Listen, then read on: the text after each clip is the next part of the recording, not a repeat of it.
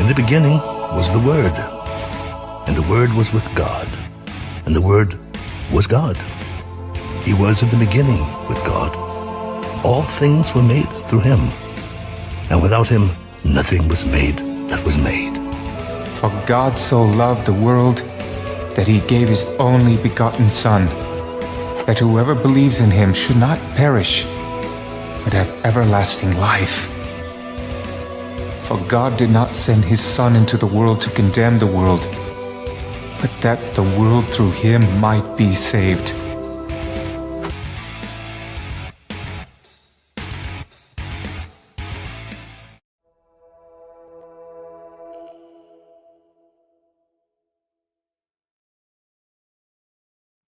Good evening, ladies and gentlemen. Welcome to the show. It's Sunday night, Bible study night, right here on Untethered Live. I'm your host, Jake Johnson, and tonight we're in the great book of Proverbs, chapter 10, verse 13. That's where we left off. That's where we're going to pick up. How are you? Happy Mother's Day, all you ladies out there. How are you?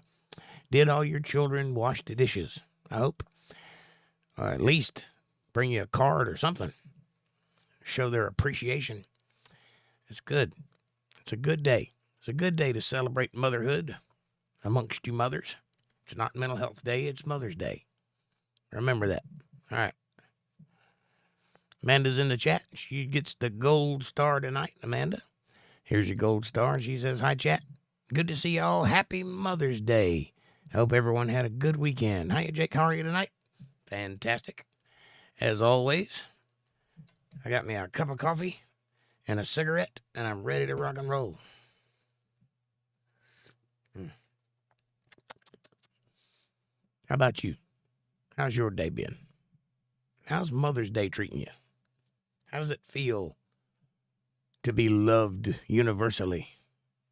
It's a wonderful thing, I think. Lazy day, huh? I hear you. Me too. I've been under the weather, so I've been in bed most of the day, so just consider yourself lucky that I'm sitting before you today, because I could be asleep right now.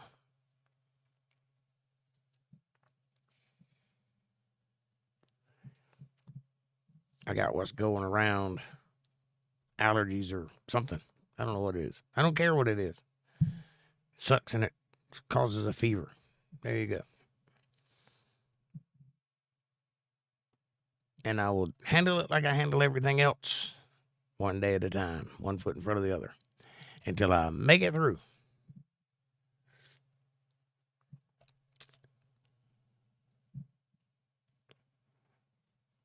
We'll go to about 8:10, 8:12, somewhere around there and get started. Oh, that's a bummer. Feel better soon. Oh, I feel fantastic. I just happen to be a little sick. That's all right. Fantastically sick. That's what I like to call it. I got beauty dripping off of me. Can't stand it. I can't even look at myself in the mirror. It's too much.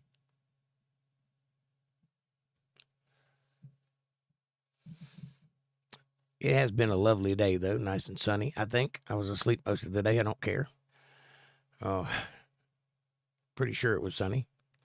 Seemed to be warm, fuzzy outside.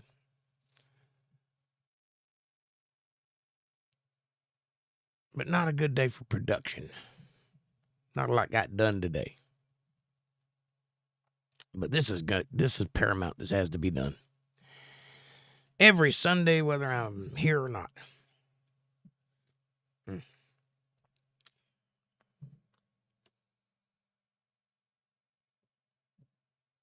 Where's everybody at? Everybody just taking the day off because it's Mother's Day? That's all right. I understand. Go be with your family. I'll just be here reading.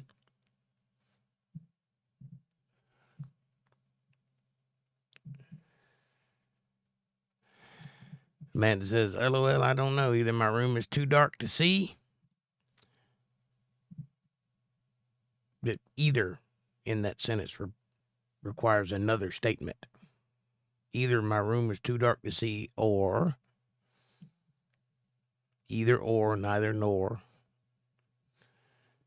I was only outside for a second today. Rachel, hello. Happy Mother's Day. If you are, in fact, a mother, I don't know. happy nonetheless.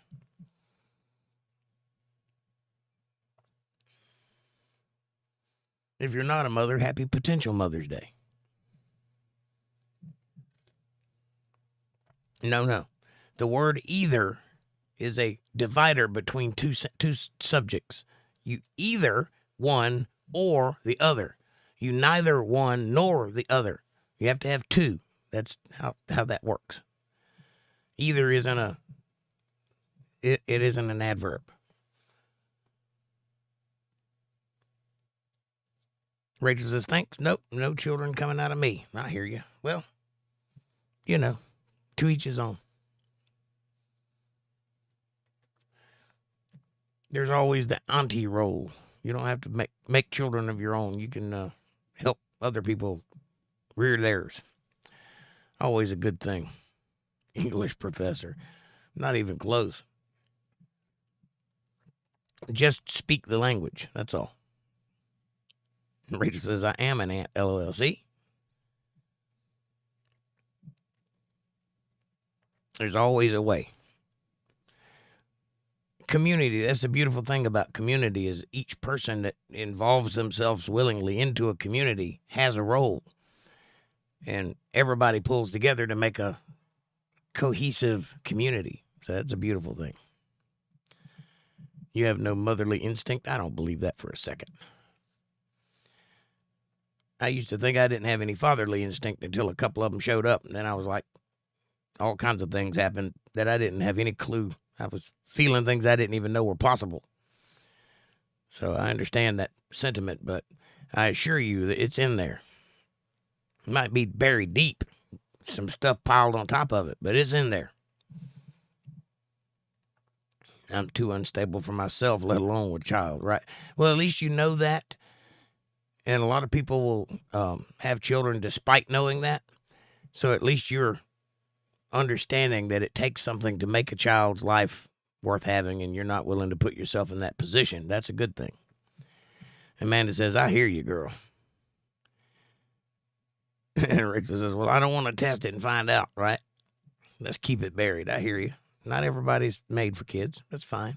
That doesn't make you less than a person. That just makes you a person that's on a different track. That's all. Personally, if this was my community, I would like knowing that you know that. That makes me feel more comfortable. That way you're not out there popping out kids and not taking care of them. That's appreciated. I appreciate that. I appreciate that you know that.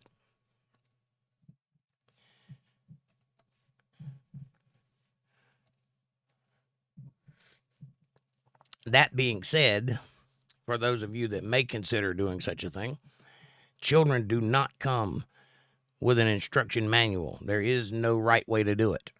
There is a bunch of wrong ways to do it, apparently, but no right way to do it. You just do it. You just get by. That's it.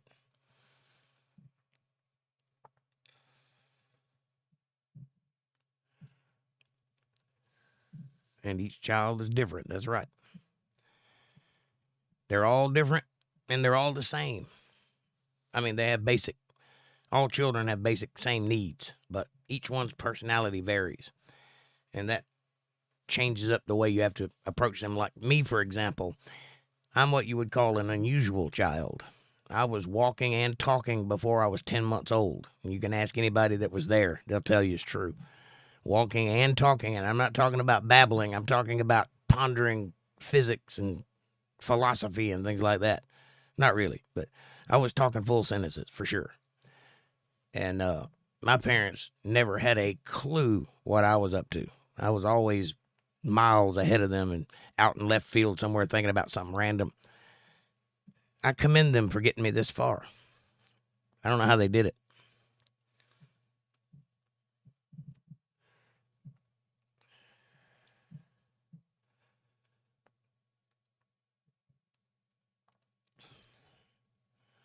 Rachel says, I would never be able to get over it if a child came out of me and turned out to be a POS. Too many what ifs. True.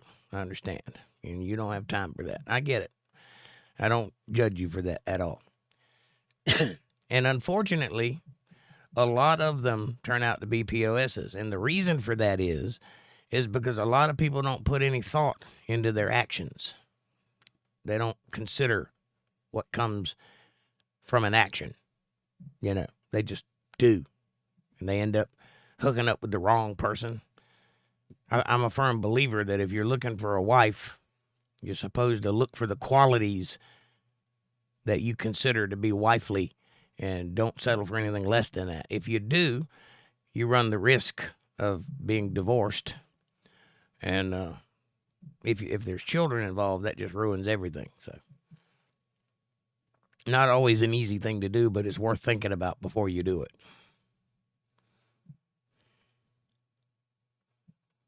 And unfortunately, in this world, there's not a lot of thinking going on. And in this world, I mean post-1993. Anything beyond that, thinking just seems to have went off the cliff. Before that, they were thinkers. They were people that considered things and pondered things. And they were special people. Like if you go back 2,000 years ago, there was a guy sitting at the mouth of a cave with a bunch of people sitting around him, and he's just questioning life.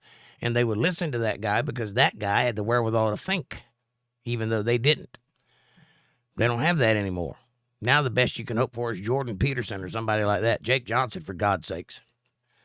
What's the world come to? Yeah.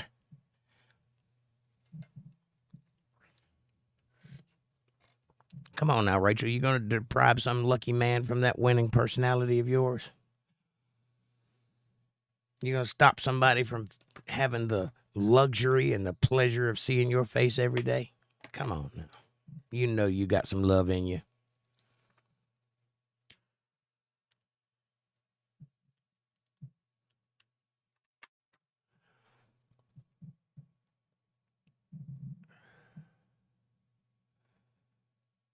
How many kids do I have? I have 2, if you don't consider stepchildren.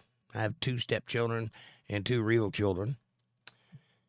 And I haven't seen any of them in quite some time. Rachel says, then you have to find a man and have sex, then a child. Sounds like a horrible process. Well, it isn't fun, but it can be. The process is fun. The aftermath, not so much. Damn, I'm sorry. Yeah, me too. Well, one day I'll explain it all to you. It's not something I talk about on the internet a lot because, you know, I'm trying to build a reputation here. But there were things that occurred that didn't go my way. And it was just the way it happens. I would like to say to you, it wasn't my fault. I had nothing to do with it. But if I said that, then you would immediately think, what'd that bastard do? There's the problem. That's why we don't talk about it. Just know that I had children in a generation that went mental. And I didn't see it coming. That's the real truth. I didn't see it coming. And I thought life was like it was when I was a kid. It's not. And I know that now, but it's too late. Some processes can be pretty bad, LOL. Yes, they can. Here's what I'm doing. I am making an effort to give something positive to the world as best as I can. I'm using all of me to put something good into this world. So whether it be my children or my work or the body thereof, something of me will be here when I'm gone. That's what I'm hoping for. So, as I teach quite often, it's never too late. If you've lived a rough life, if you've made all the wrong decisions, if you're 50 years old and looking over the edge of eternity, it's not too late. There's something you can do to better the world around you, because that, after all, is why you're here, to live in this world, to get through it, to make your decisions, and be who you are. And so, I'm trying to do something good with the rest of my life. Hope that helps.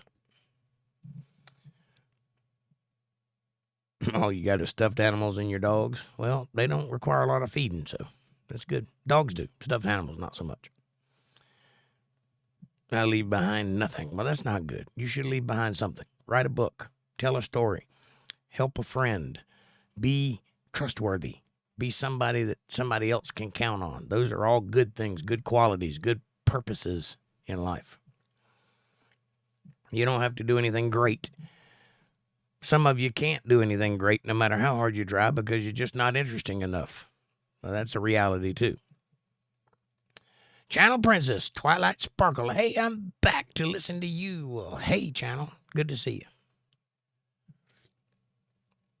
I'm glad you're here.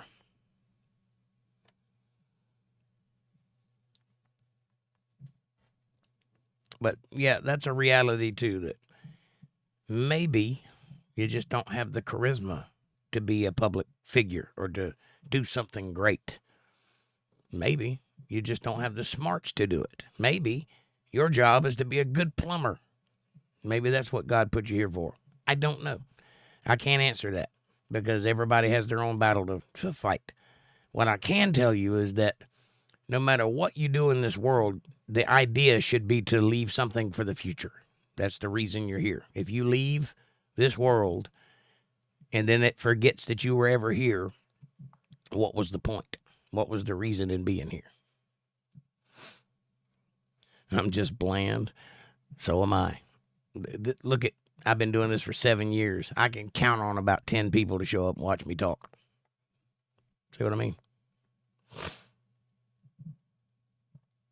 You're not saying anything that other people haven't felt. But that doesn't matter.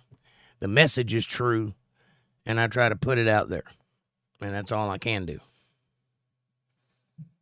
Yeah, but you can still get women. No, I can't.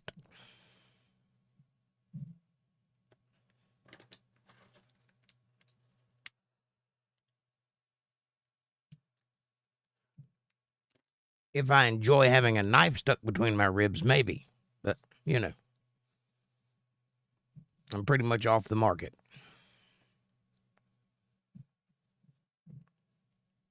That's not to say I won't flirt a little, because I will. But everybody that knows me knows that. So, but I had my time. That's no tragedy.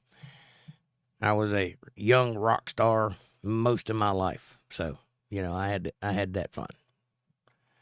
I think knives are terrifying. They are terrifying. Especially if they're being wielded by someone who really doesn't want you to be talking to other women. Alligators are terrifying too. Yes, they are. But if you live in Florida, they're not so bad. They're like dogs with teeth. Dogs with teeth. Big teeth.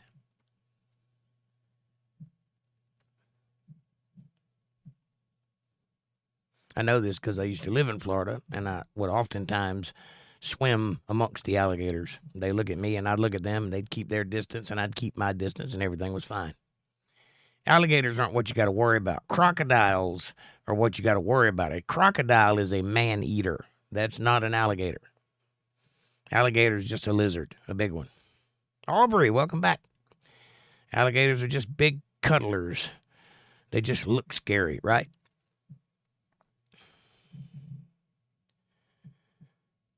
Rachel says, damn, have you been attacked with a knife by talking to other women? No. And it's because I'm smart enough not to. Amanda says, alligators are just big lizards. That's right. I'm terrified of gators and crocs, says Rachel. Well, you shouldn't be terrified of alligators. If you ever been around one, you'd know they're not that scary.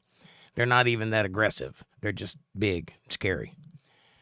But once you get past that, they're kind of like me. I have a gruff exterior, but I'm soft as a teddy bear on the inside. Same thing. Crocodiles, on the other hand, stay away from those. They will bite you.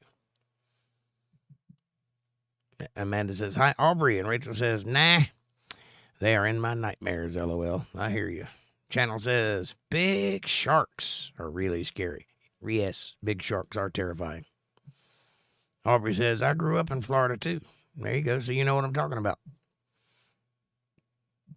Why are so many people from Florida, says Rachel.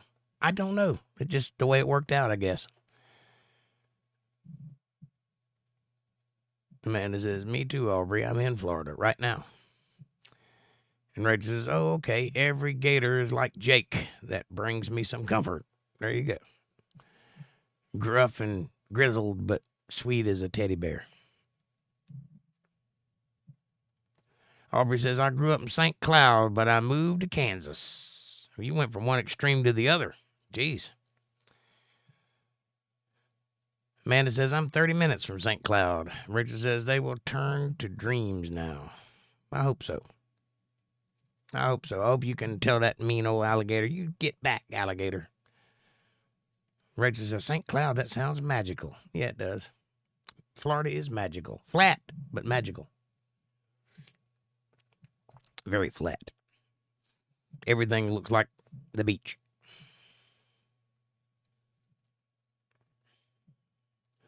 Rachel says, I love that name, St. Cloud. Channel says, the most one of all is scary movies like Slender Man. No, it's not scary at all. Let me let you in on a little secret, Channel. I'm guessing that you're of early age. Back in the old days, they used to make scary movies rated R. And now they make scary movies that are PG, which means there's nothing scary in the movie. Right. I suggest you go back and watch some stuff like The Exorcist or Extro or Demon Knight or something like that and really get your teeth wet. Then you'll know what a scary movie is. Movies that'll keep you up for a week. Movies that'll make it where you can't go to sleep at night. Those are scary movies. Of course, I don't even know if it'll have that same effect because you got to remember back in the 70s when I was coming up, nobody had ever seen anything like that before. And it was terrifying because you didn't quite know it wasn't real. Now everybody understands with the, Face Off and different shows about how movies are made, movie magic. Now everybody kind of understands that that's a person in a costume. May not have the same effect as it did when I was growing up. But first time I saw The Exorcist, I stayed awake for 3 weeks thinking about that movie. Terrifying. I've seen it again as an adult, and it totally doesn't hold up. It was very bad as far as effects go, but that was the first time they'd ever tried that, so they had to learn. Aubrey says, I would have loved to live closer to the beach, though. Right? And Amanda says, St. Cloud is a mess. Busy, busy town. And Rachel says, are there a lot of clouds there? Oh, yeah. Very low sky in Florida. You can just reach up and touch the clouds. Channel Princess says, I have a nightmare about that. It was chasing me. It got me spooked. It was just a dream. Yep, it was just a dream. And that's the beautiful thing about dreams. They aren't real. Amanda says, my town or country is that way now. And that way now, too. And I can't stand it. What are we talking about? Can't stand what? Low clouds? Cloudy? A lot of alligators? What are we discussing here? All right, it's 8:24. Let's get rolling, shall we? If you got your Bibles handy. I missed one. Read back up. Okay, I must have.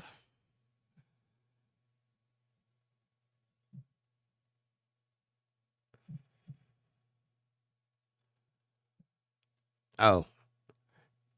Aubrey says, that's why I moved, because it was getting too busy, and your town's like that now. I got you. All right, if you got your Bibles handy, crack them open to Proverbs chapter 10, verse 13. Let's go down, shall we? And it reads, in the lips of him that hath understanding, wisdom is found, but a rod is for the back of him that is void of understanding. What does that mean? That means that if you can talk the talk, do so. If not, you deserve to get beat in the back with a rod because you ain't got no business talking if you're not wise. That's what that means. It's a generalization. It's not a real statement. It's more like a, I can't think of the word. So one of those sardonic statements. Anyway. Wise men lay up knowledge, but the mouth of the foolish is near destruction. That's because people that aren't smart enough to understand the world around them, they got just enough knowledge to see what's going on, barely. They are not going to make wise decisions in the future, and it will end up costing them. That is the truth. The rich man's wealth is his strong city. The destruction of the poor is their poverty. Also true. If you're born rich, you tend to stay rich. If you're born poor, you tend to stay poor. That's the way it's always been. That's the way it always will be, because the rich control the money. So it's not in their interest to let other people get the money. So you have to really scratch, really work hard to get up out of poverty. Most of the time, it'll be your downfall. The labor of the righteous tendeth to life. The fruit of the wicked to sin. So those that are righteous try to uplift people, try to give them good advice, try to improve upon the situations that they find themselves in.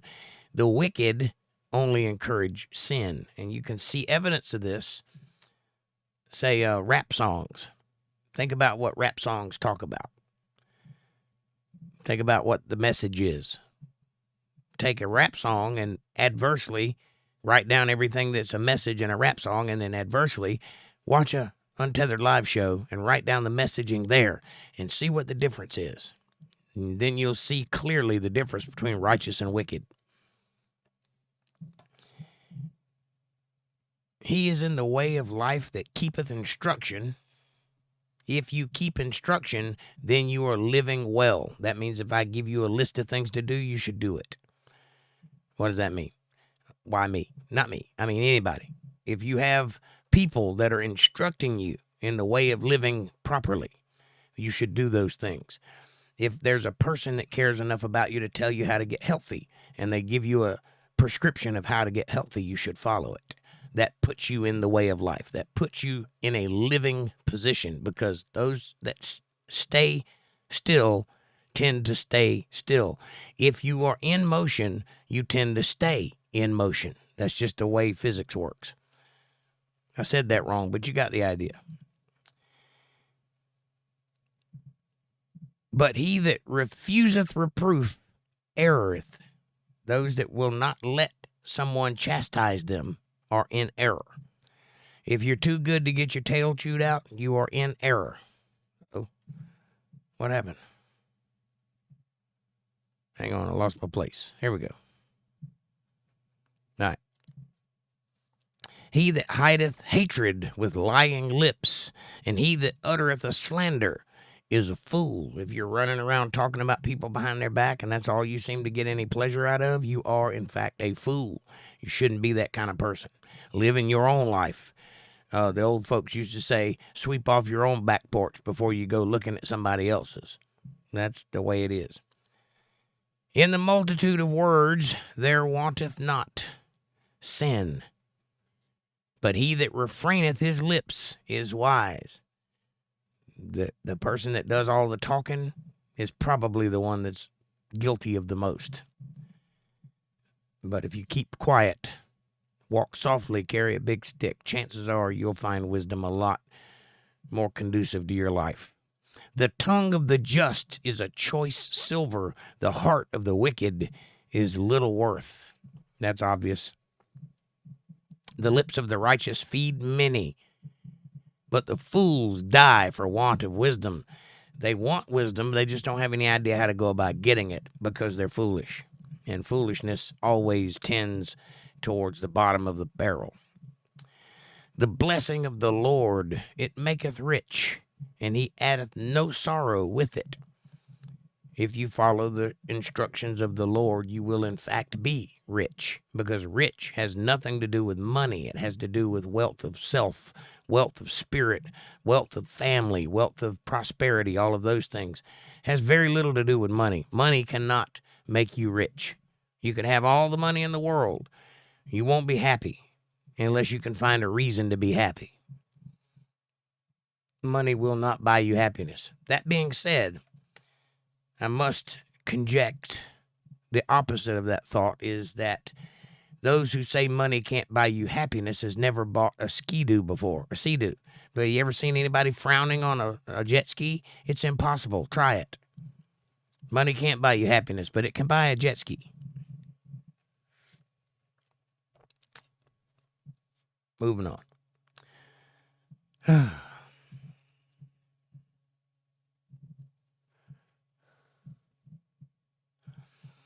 It is as sport to a fool to do mischief, but a man of understanding hath wisdom. Jet skis are so fun. See? You can't be miserable on a jet ski. So there's that. That is true.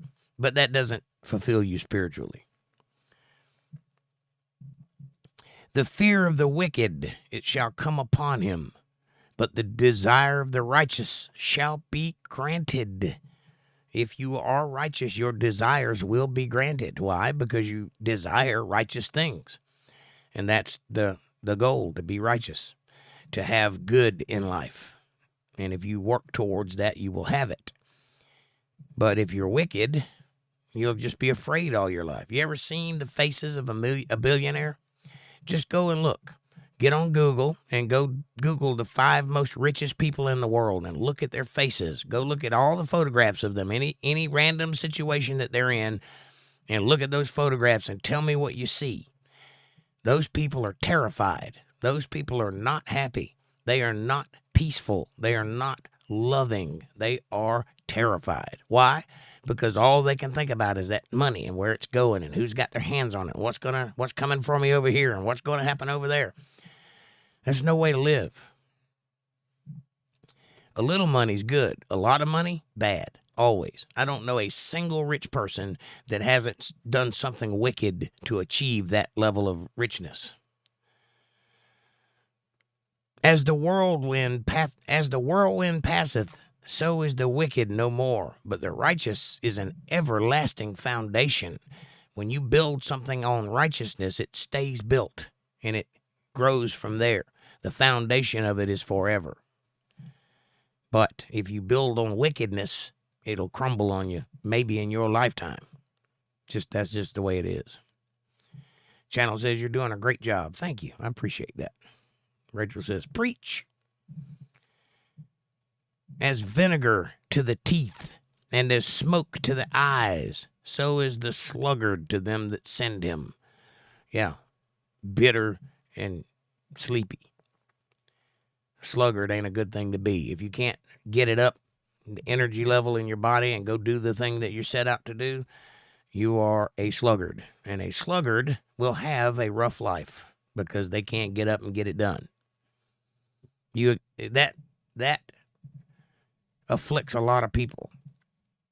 But I'm here to tell you 100% that there is a way around that. There is a way to defeat that drag that is inside of you, that thing that cripples you, that thing that makes you know you need to be doing something. You just can't make yourself get up and do it. That thing is a wicked spirit, and it can be defeated, but it's not easy. The fear of the Lord prolongeth days, but the years of the wicked shall be shortened. If you fear the Lord, you will live longer. It's a proven fact. The hope of the righteous shall be gladness. That's what we're hoping for. That's what righteousness incurs. If you are righteous, if you live righteous, if you do make righteous decisions, you will be happy in the end. That's what you're going for. That's the only riches that righteousness gives, and it is the best riches that you can have. Happiness. But the expectation of the wicked shall perish. Why? Because they want more than they can attain. They want, but they have no discernment for what they want. They just want, just lust and greed and power, hunger. That's a recipe for disaster. The way of the Lord is strength of the upright, but destruction shall be to the workers of iniquity. Destruction. If you willingly weave the artifacts of sin into the world, if you willingly do things you know to be wrong, your legacy will be destruction. It just will be. That's just the way it is. If you don't believe that, look around the world. Look at all the things that happened back in 2020 and look at how they're ending now. all the protesters and all the different organizations that sprung up to do various things. Look at where they are right now. Look at the leaders of those organizations and what they're going through right now. That's only 3 years ago. Think about that. Think about that. When they started, did you think they would end up where they are? That's not what they had in mind. They had domination in mind. They were trying to take over a system. They were trying to bring to its knees the former system. Now, most of them are in jail or just about to be. Most of them have been caught embezzling or stealing outright or colluding with wicked people on the other side of things. Think about that. It's very simple. If you sow destruction, you will reap destruction. It's that simple. If you live by the sword, you will die by the sword. Nobody's going to talk you to death if you're out there wielding a sword. You know?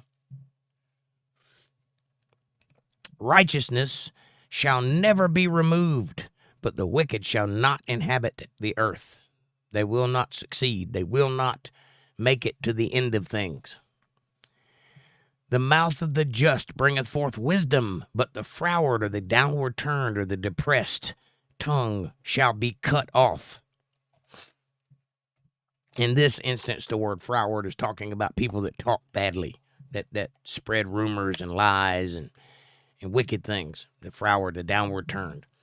But the word froward means depressed or looking downward, downward turned. You don't want to be one of those people. You want to look up. You don't want to look down. That in and of itself is a psychological thing.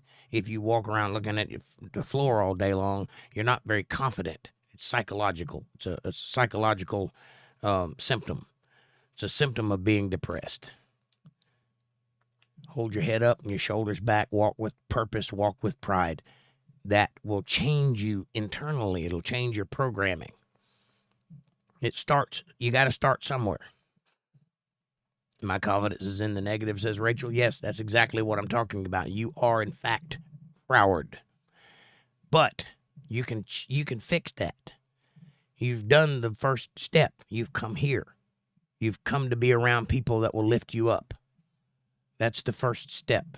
Now, you need to work on yourself. You need to build your own confidence. Self-worth is more valuable than anything anybody else can say about you or do about you. Your own belief in yourself is the most valuable thing you have. So, change it. You are the captain of your ship. You are in control of all of this. If you don't like it, fix it. I'll tell you how. The first step is being in God's Word. The second step is having a community that you can rely on. And you have both of those things right here. So go forward and do well. And I'm proud of you for trying.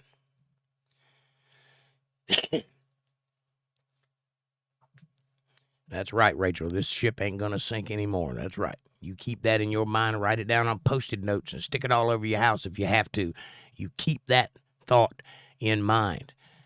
Every decision you make that decision with the knowledge that I'm not sinking anymore. I'm going up. Whatever I do from now on is upward. And you will get there, I promise you.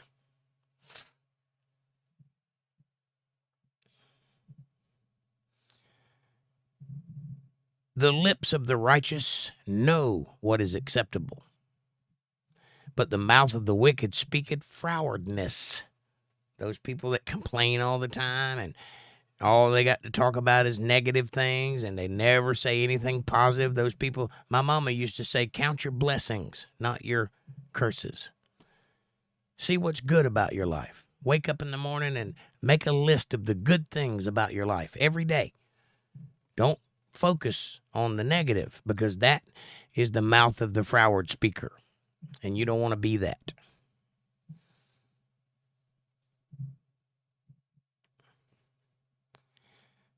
But the lips of the righteous, they know what's acceptable. They know what the course of action is. And the course of action is speak politely, speak happy.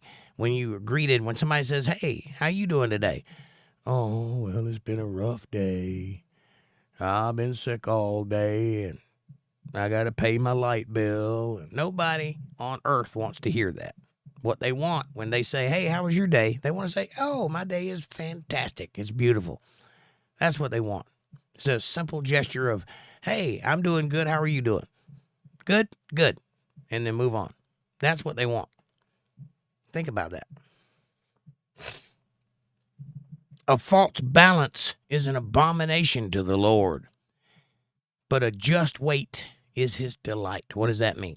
Well, in the old days, there used to be markets everywhere out on the streets. They would be selling their goods, and they would have a scale set up and say if you went to buy a pound of flour, well, their scale would have a little weight on it that you couldn't see that would give it a couple of ounces.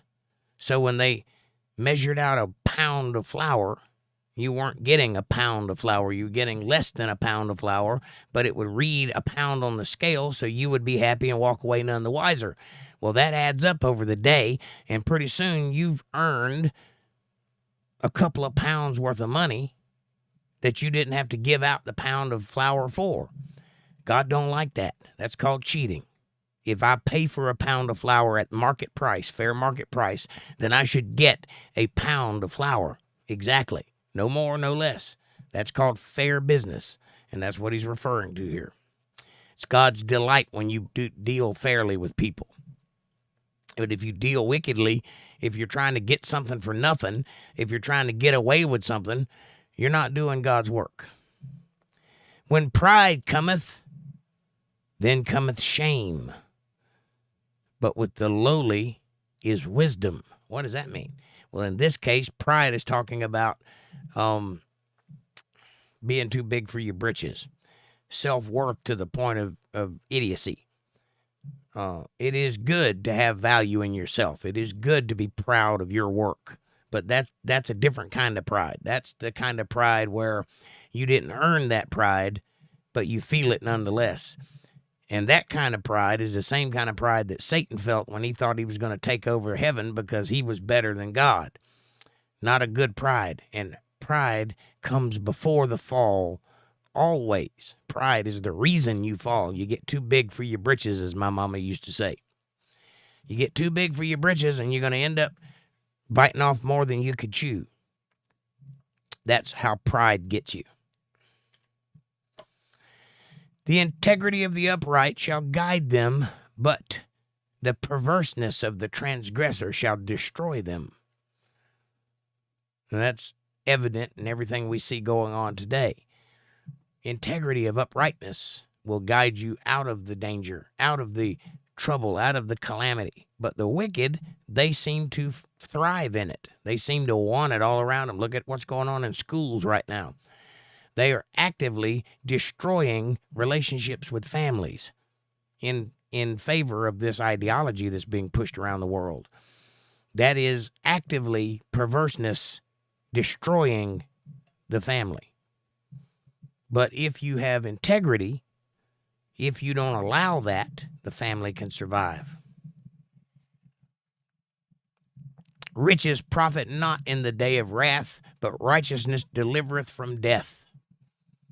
Yeah, in the day that God comes down to judge everybody, the rich of this world ain't going to have a chance because that money don't mean nothing.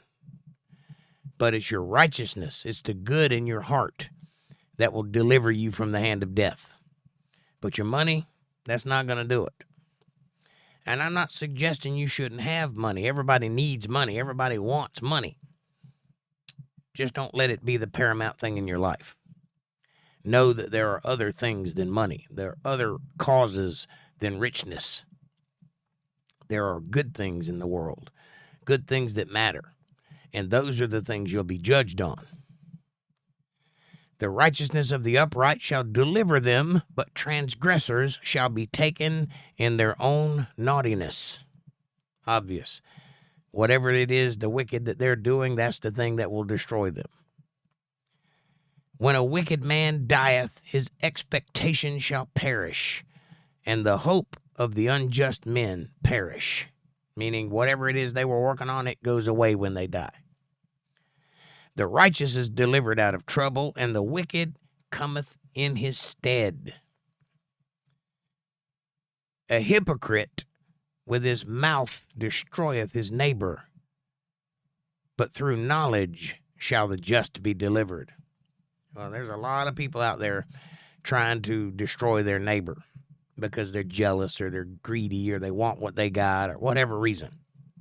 But a little knowledge goes a long way, and you can talk yourself out of a lot of trouble with knowledge. You can lay facts down that destroy the narrative, and that's how you do it. You just educate yourself concerning all the things that matter, and then you are equipped to battle the wicked when they come your way. And mark my words, they will come your way.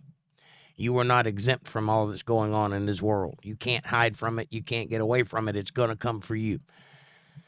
And in those days, sons and daughters will turn against mothers and fathers. And in those days, wickedness shall reign supreme. But knowledge can keep you upright when the rest of the world is falling down around you. When it goeth well with the righteous, the city rejoiceth. And when the wicked perish, there is shouting. True. We do have a lot of trouble, Rachel, but people like me are trying to build communities that have common sense built in, that have like-minded values in order. And that's the reason we're doing this, because there's going to come a time when we all need to stand and fight this thing that's coming around us. And you need a community when that happens. You can't stand alone in the apocalypse. You need to have a community to shield you. So, it's happening everywhere, not just in River City. It's happening here. It's happening right out from under us, which is why we need to be educated and prepared for what's coming. And what's coming is wickedness. So you need to either pick a side. You need to either go with wickedness or go with righteousness. Which is it going to be? Once you've made that decision, you need to go all the way with whatever decision you've made, because in the end, it's going to come down to that. Write down that I said so. In the end, when all things are said and done, it's going to come down to who's righteous and who's wicked. And the righteous will survive, the wicked will not. By the blessing of the upright in the city is exalted. By being blessed, by being upright, God blesses you and the city thrives for it. But it is overthrown by the mouth of the wicked. Now, you go look at any major city in America right now, and they're all ran by the same group of people, and they are all denizens of horror. All of them. There's not one good city in America right now. They're all wrecks. They're all high crime rates and bad things happening and looting and burning of buildings and fighting, and it's all bad. Why? Well, because of the mouth of the wicked, because of this right here, a bunch of this. That's another thing you'll notice about big cities. If you go to any big city, there's always somebody yapping, some mayor yapping, some person, some politician yapping about this and that. And there's these ideas of equality and DEI and all this nonsense that's going on in the world. You go find a city that's blessed, though, and there ain't none of those problems there. Unfortunately, there's not a lot of them in the United States. This is a fallen city, fallen state, this world. But there are places still left. Go to Hungary. Go to Hungary and look at Hungary and tell me what you see there. First thing you'll notice is there ain't nothing like Chicago. Nothing like it. Second thing you'll notice is that they encourage families. You have 4 kids, you don't have to pay taxes anymore. That's an encouragement to a family. Their streets are clean. Their people behave. Their government is strong. Their schools are surging. Why? Because their leader decided to go with God. That's why. Think about that.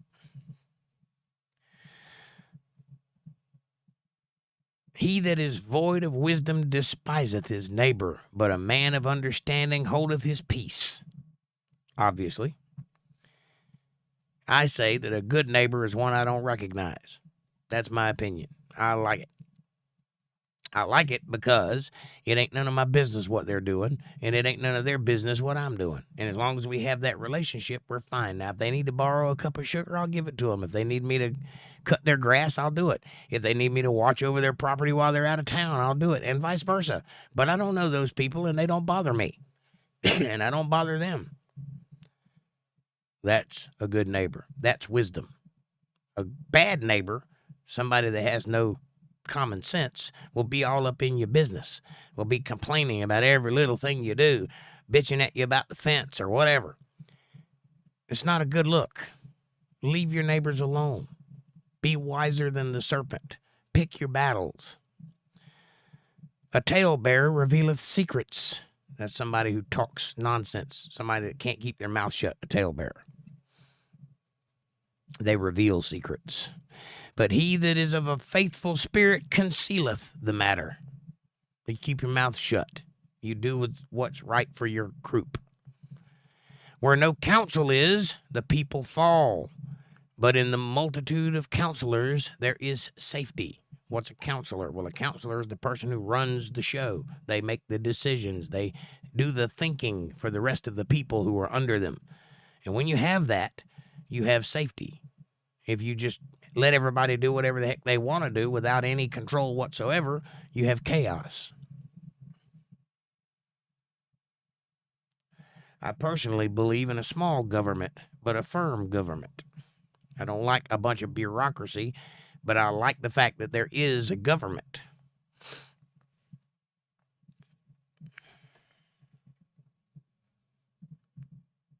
He that is surety for a stranger shall smart for it, and he that hateth suretship is sure. I think that's a circular reasoning there. If you're certain, if you are hard-headed, if you can't bend, then you'll end up hurting for it. But if you're against knowing what you know without learning, then you can change. You can improve. You can learn things. There's a lot of people out there that think they know everything, and you can't tell them otherwise. Those people will hurt for it. But there's other people out there that have no problem admitting when they're wrong and leave the possibility open for someone to change their mind. And if you have that, then you have a sure entity. All right, ladies, listen up. The gracious woman retaineth honor, and strong men retain riches. That's true. Are you a gracious woman or a strong man? Do you live by those ideals? Do you think about your family in those terms? Because if you're having trouble, it could be because you're not one of those things. The merciful man doeth good on his own.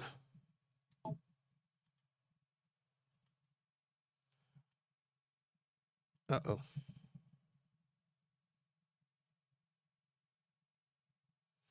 I lost my place again. Hang on. There we go. I found it. The merciful man doeth good on his own soul, but he that is cruel troubleth his own flesh. Also true. Mercy goes a long way in this world. Cruelty does not.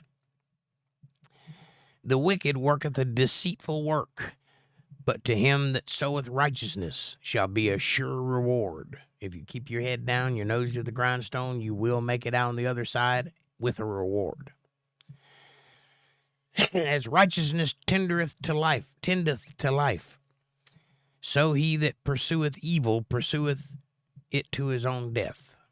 And that's also true.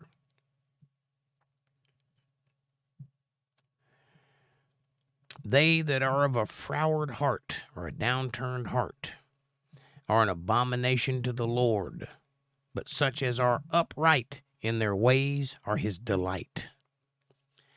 Do you want to be delightful to God, or do you want to be an abomination to God? It's as simple as that. Make up your own mind what you want to be. If you want to be delightful to God, then every wicked thing in your heart One by one, you need to stamp it out and replace it with something good. Replace it with a positive thought. If you do that, you will become a delight, not just to him, but to anybody that encounters you. Your inner light will begin to shine. People will begin to see the good in you. They will begin to see more of you than just the trouble that you survive. Depends on what you want. Though hand joined in hand, the wicked shall not be unpunished, but the seed of the righteous shall be delivered. You ever seen those people standing arm to arm, holding the line? Look at me, I'm protesting. It's not going to work out for you in the end. Doesn't matter who you're joined hands with. If you're supporting a wicked cause, it will not go unpunished. What does that mean? That means usually the wicked eat their own first. The only thing, like all these people that are towing the line and saying the corporate narrative, they're just buying a little time. They're going to get eaten too. They just hadn't got eaten yet. Believe that. You can start to see it happening now in the news. There's certain people that were in, high in, like Brian Stelter and Don Lemon, those guys. They were high up on the totem pole back when all this started. Now they've been eaten. Chris Cuomo, Tucker Carlson on the right, you name it. Their establishment eats them in the end. If you sow wickedness, you gain wickedness. But if you sow righteousness, you will be delivered. As a jewel of gold in a swine's snout, so is a fair woman which is without discretion. What does that mean? She's beautiful, but she's in a pig's nose. That's a woman with no discretion. That's a woman who just flaunts it. If you're not in business, don't advertise, is what the guys used to say. But you got to think about that. If you're one of those women, doesn't matter how soft and alluring you are. If you are without discretion, if you have no integrity, no backbone, no strength of character, you are a pig's nose. Doesn't matter how pretty you are. The desire of the righteous is only good, but the expectation of the wicked is wrath. They expect it, because that's all they know. There is that scattereth, and yet increaseth, and there is that withholdeth more than is meet or helpful. There are those different types. If you scatter, you increase. Why is that? Well, because if you plant all your seeds in one place, you get all your growth in one spot. But if you scatter your seeds, you get a field and you increase. And pretty soon you got 2 fields. And there's those that withhold more than is helpful, meaning they don't share everything. But it tendeth to poverty, because if you're too tight, if you don't give, if you don't allow for other people to come up beside you, you'll end up in poverty, because once you get there, there's nowhere to share it. There's nowhere to spend it. The liberal soul shall be made fat, and he that watereth shall be watered also himself. What does that mean? What is a liberal soul? Well, the word hasn't changed its meaning, so let's use liberals as an example. The word liberal means to be under libertatum, or supposed freedom. In the context of the word that we use today, it's an ideology. It's a leaning of a political party. But let's take a few liberals. They are appearing to be made fat. Hillary Clinton, for example, or somebody like that. They're made fat. They're wealthy. They're robust. Here's the problem, though. They're not good. Nobody sees them as good. They see them as evil. They see them, we got jokes like the Hillary Clinton body count. That's not a joke. It's real. But there's a reason it's a meme, because these people are fat. But if you water it, if you give, you will receive. If you water the community, you will also be watered by the community.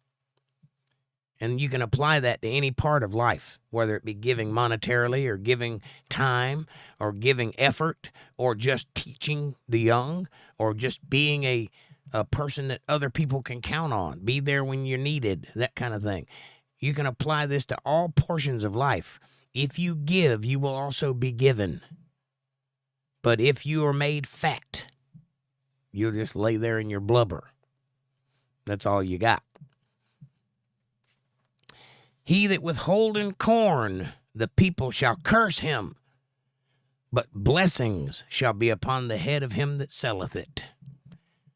Yeah, if you just make corn for yourself and you don't sell it, you don't make it available for everybody, then you are a hoarder. You're a bad person. You're the 1%. Nobody likes that. You're cursed.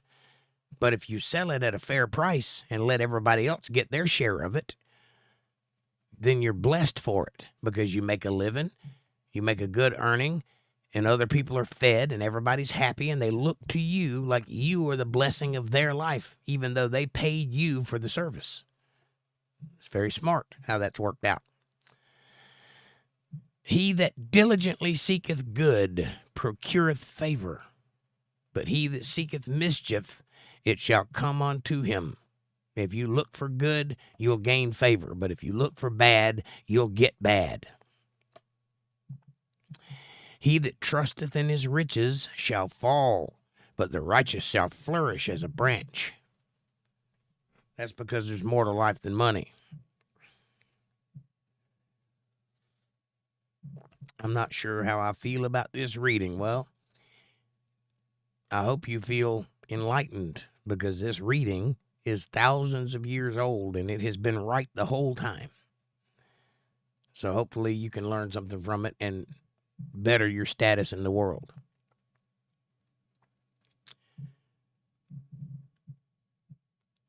He that troubleth his own house shall inherit the wind, meaning nothing.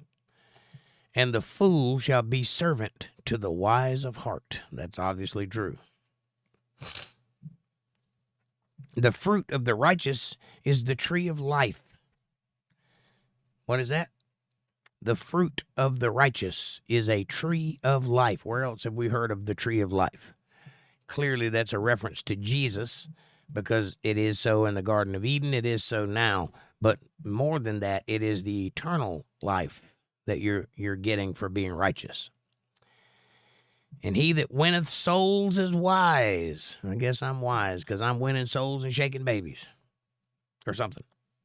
Behold, the righteous shall be recompensed in the earth, much more the wicked and the sinner. Everybody's going to get their just deserts, but the wicked and the sinner is going to get it big time. Whoso loveth instruction loveth knowledge. If you love to be instructed, it's because you love to learn. You love to be smarter than the average bear. The only way you get that is by discipline, the discipline of learning, being a disciple of a tradition or of a teaching, a doctrine. It's what you all are here tonight. And if you love knowledge, you love life, because knowledge is life. But he that hateth reproof is brutish. If you don't like being told what's right and wrong, if you don't like being admonished when you do something wrong, if you don't like being instructed, you are a brute. You are unlearnable. You don't want to be one of those people. A good man obtaineth favor of the Lord, but a man of wicked devices will he condemn. Yeah, anybody that says there is no God is a fool. Anybody that refuses to reach out to God is a fool. Because you can't do this by yourself. This world is not designed for you to do it by yourself. You need good in your life. A man shall not be established by wickedness, but the root of the righteous shall not be moved. A virtuous woman is a crown to her husband. Amen. But she that maketh ashamed is as rottenness to his bones. Are you a crown to your husband? Or are you rotten to the core? Do you hurt his bones with your wickedness? Or are you virtuous? Are you strong? Are you a good partner? That's what that's in reference to. The thoughts of the righteous are right, but the counsels of the wicked are deceit.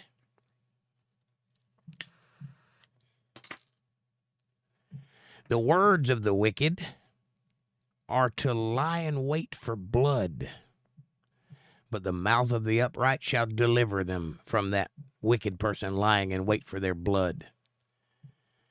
The wicked are overthrown and are not, but the house of the righteous shall stand, regardless of what comes its way, because God has it protected. That's why. A man shall be condemned according to his wisdom, but he that is of a perverse heart shall be despised.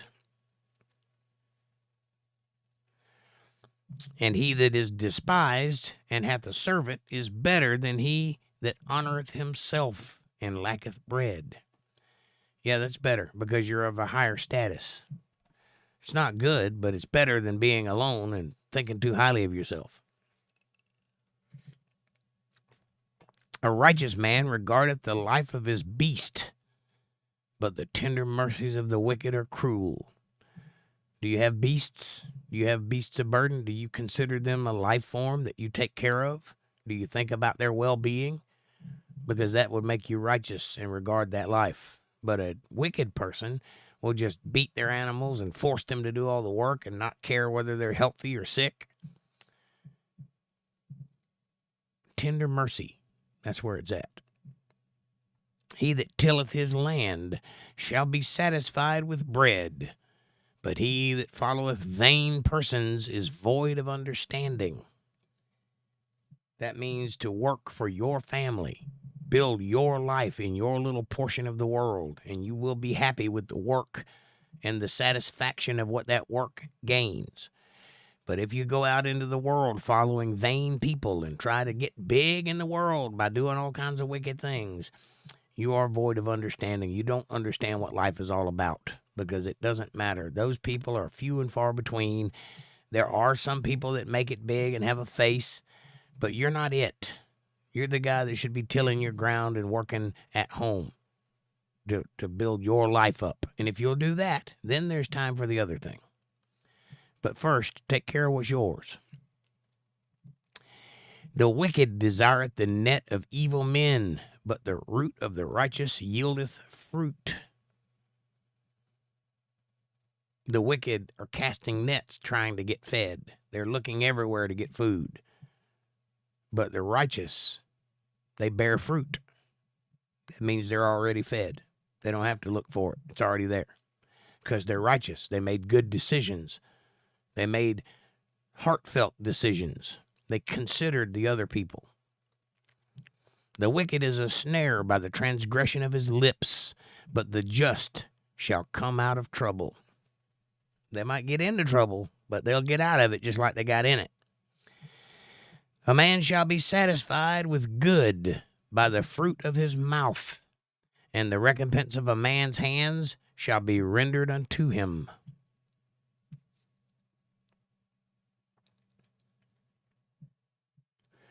The way of a fool is right in his own eyes, but he that hearkeneth unto counsel is wise. A fool doesn't think he has to ask anybody else. He knows everything. He thinks he's got it handled. He's got it under control. He doesn't. He understands a little, but a little knowledge is dangerous. A wise man will seek counsel to make sure he's right before he puts forth his ideas.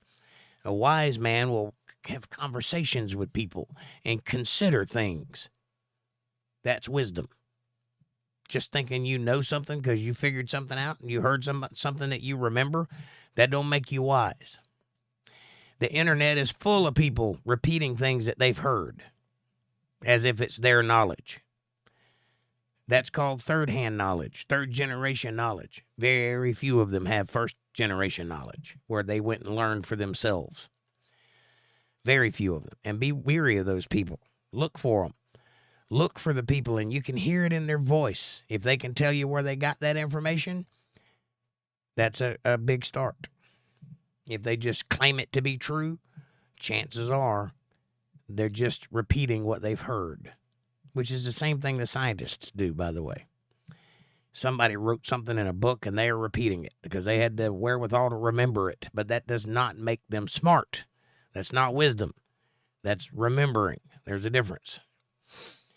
A wise man has thought about it. A wise man has considered this situation, has looked at the angles. A fool's wrath is presently known, but a prudent man covereth shame. I guess the fool wears the shame on his sleeve. So everybody can see it. He that speaketh truth showeth forth righteousness, but false witnesses are deceitful. A false witness is deceit. If you go around lying all the time, you are doing nothing but deceiving people. But if you speak the truth, no matter how painful it is, if you say what's right, you show forth your righteousness. And people respond to that.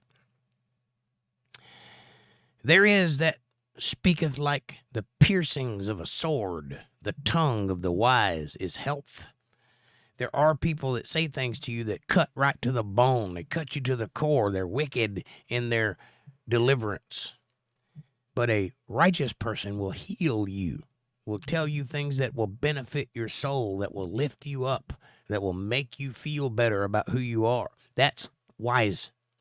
The other way is wicked. Now, I can do both. I can cut you to the bone with sarcasm, or I can tell you the truth and heal you. That doesn't make me wise. That just makes me a good talker, but whatever. The lip of truth shall be established forever, but a lying tongue is but for a moment. You'll be forgotten just as soon as you go through this place. But somebody that speaks the truth, they tend to be remembered. Deceit is in the heart of them that imagine evil, but to the counselors of peace, there's joy. Do you know what joy is? Have you ever felt joy?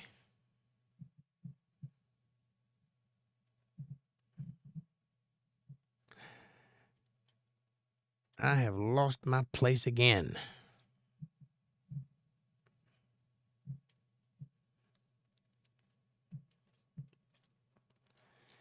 This thing is being very touchy today.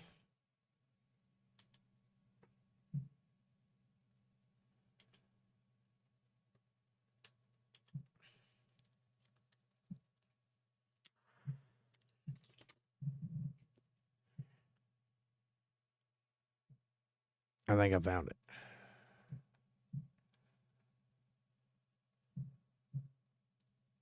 Yep, I found it.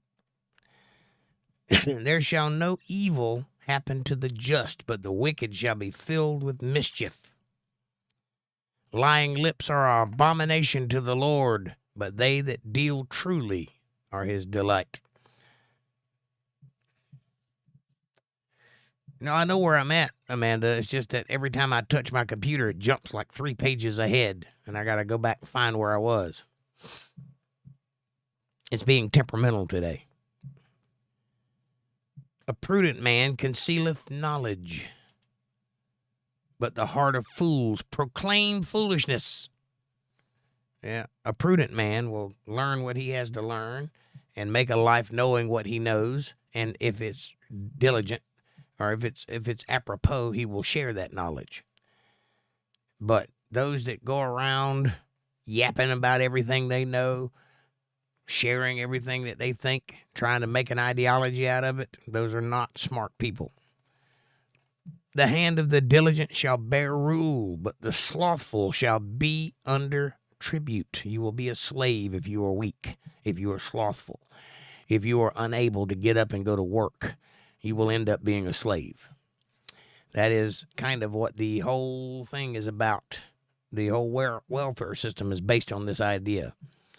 Everything in the world is based on this idea. Either you work hard and pull yourself up by your bootstraps and make something out of your life, or you end up being a slave to the hierarchy of government. One way or the other. That's the truth. Heaviness in the heart of man maketh it stoop, but a good word maketh it glad. Yeah, sometimes all you need is a little flattery, a little confidence. Flattery will get you everywhere. Don't you know that? Say something nice. Be nice to somebody. Just do that. It's in the Bible. There it is. Heaviness in the heart of a man, being weighed down by things that bother you, will make you to stoop, make you to drag along, make you to have a rough, hard life. But a good word maketh it glad. Just one compliment might change your world, might make your day, might make you feel better. So be nice. You never know. That one thing you say to somebody might change the whole outcome of their day. If you're considering what other people's days are like. You got to think about that. You're not here alone. The righteous is more excellent than his neighbor, but the way of the wicked seduceth them.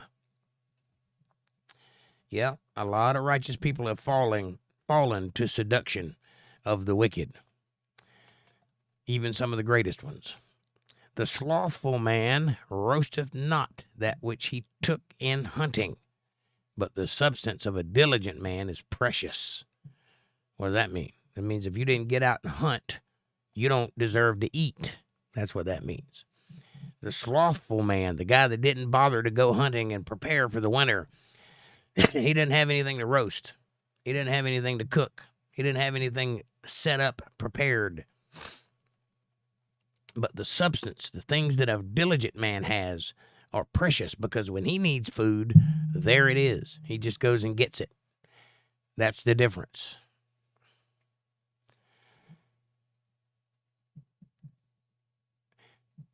In the way of righteousness is life, and in the pathway thereof there is no death. No death in righteousness. We're talking of the spiritual death here, not the physical death. Everybody dies, but if you live righteously, there is no death at the end of that. You will live forever in eternity. Now, live, what does that mean? Well, I don't know, because I'm not there. But I do know that you continue on if you go with God.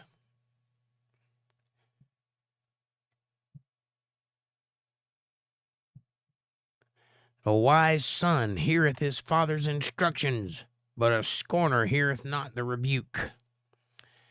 A wise son will listen to his father. Even if his father's saying something he doesn't particularly like, he will listen and consider. But the scorner, the bad kid, he doesn't hear the punishment or the admonishment of his father. He just hears, why are you being so mean to me? Which I trust is the very reason that this world is in the position it's in, because a lot of this generation is exactly like that. A man shall eat good by the fruit of his mouth, but the soul of the transgressor shall eat violence. He that keepeth his mouth keepeth his life, but he that openeth wide his lips shall have destruction. Sometimes it's not smart to know too much. It's not smart to be too smart. Be wiser than the serpent. Know when to talk and when to shut up.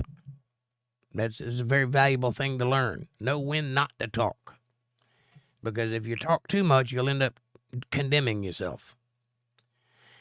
The soul of the sluggard desireth and hath nothing, but the soul of the diligent shall be made fat.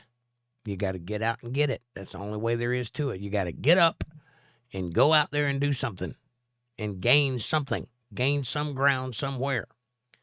Even if it ain't the same thing you want, if you just make inroads towards that, you're closer than you were before. If you just take 15 minutes and do something for 15 minutes, you are 15 minutes closer to finishing that goal, whatever it is. Get up. Make yourself fat by being diligent. A righteous man hateth lying, but a wicked man is loathsome and cometh to shame. Righteousness keepeth him that is upright in the way, but the wickedness overthroweth the sinner. That means that when you're righteous, you can help other righteous people stay upright. But wickedness, you just get overthrown by sin. There is that maketh himself rich. Yes, there are people that can make themselves rich, yet hath nothing. They're rich. They got lots of money, but they have no family. They have no pride. They have no sense of self-being. They have no sense of community. They have no sense of home.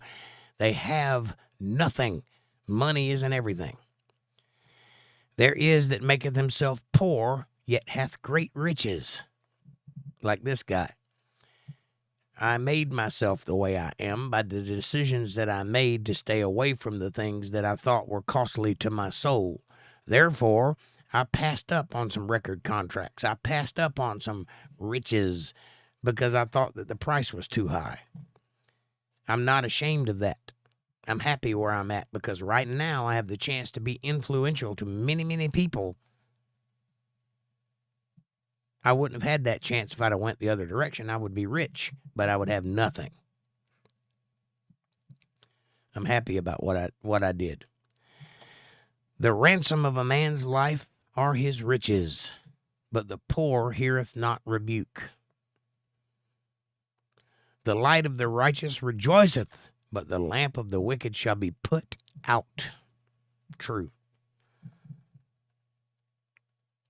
Only by pride cometh contention, but with the well-advised is wisdom. If you're too proud of yourself, you will end up in contention. You will end up in a stalemate in your own life. But if you're well-advised, if you make good decisions, you will make those decisions in wisdom and you will move forward in life. Wealth gotten by vanity shall be diminished, but he that gathereth by labor shall increase. True. Those that are in motion tend to stay in motion. But if you gain wealth by vanity, it's there's an end to it. You know, you might get wealthy, but you won't stay wealthy.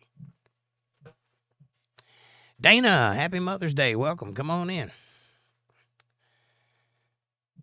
Hope deferred maketh the heart sick, but when the desire cometh, it is a tree of life. If you defer hope, if you think, well, there's no way I'm ever going to be able to have that, so I'm just not even going to wish for it, that will make your heart sick. But when that desire comes, when you feel that fire in your belly, get up and go, because that will lead you to the tree of life. What is the tree of life? In this case, it's Jesus Christ, but it's also the living force behind life, the thing that makes you go forward. Whoso despiseth the word shall be destroyed, but he that feareth the commandment shall be rewarded. If you hate God's word, you will end up destroyed. But if you love God's word and follow his commandments, you will be rewarded for that. Bill, welcome to the show and happy Mother's Day to the ladies. Did you get my message? I left you a message on something that you commented on one of my videos. The law of the wise is the fountain of life, to depart from the snares of death. Wisdom is how you get there. That's how you survive this world, by being wiser than the serpent, by understanding where you exist in this world and how the things work around you. Good understanding giveth favor, but the ways of the transgressor is hard. And that's true. It's always going to be hard because you're transgressing. You're trying to go up the river. You're going against the flow of current. God built this world to be perfect, and us being in it tend to do bad things, and that always causes ripples in the world. Lisa Reen, happy Mother's Day. How are you?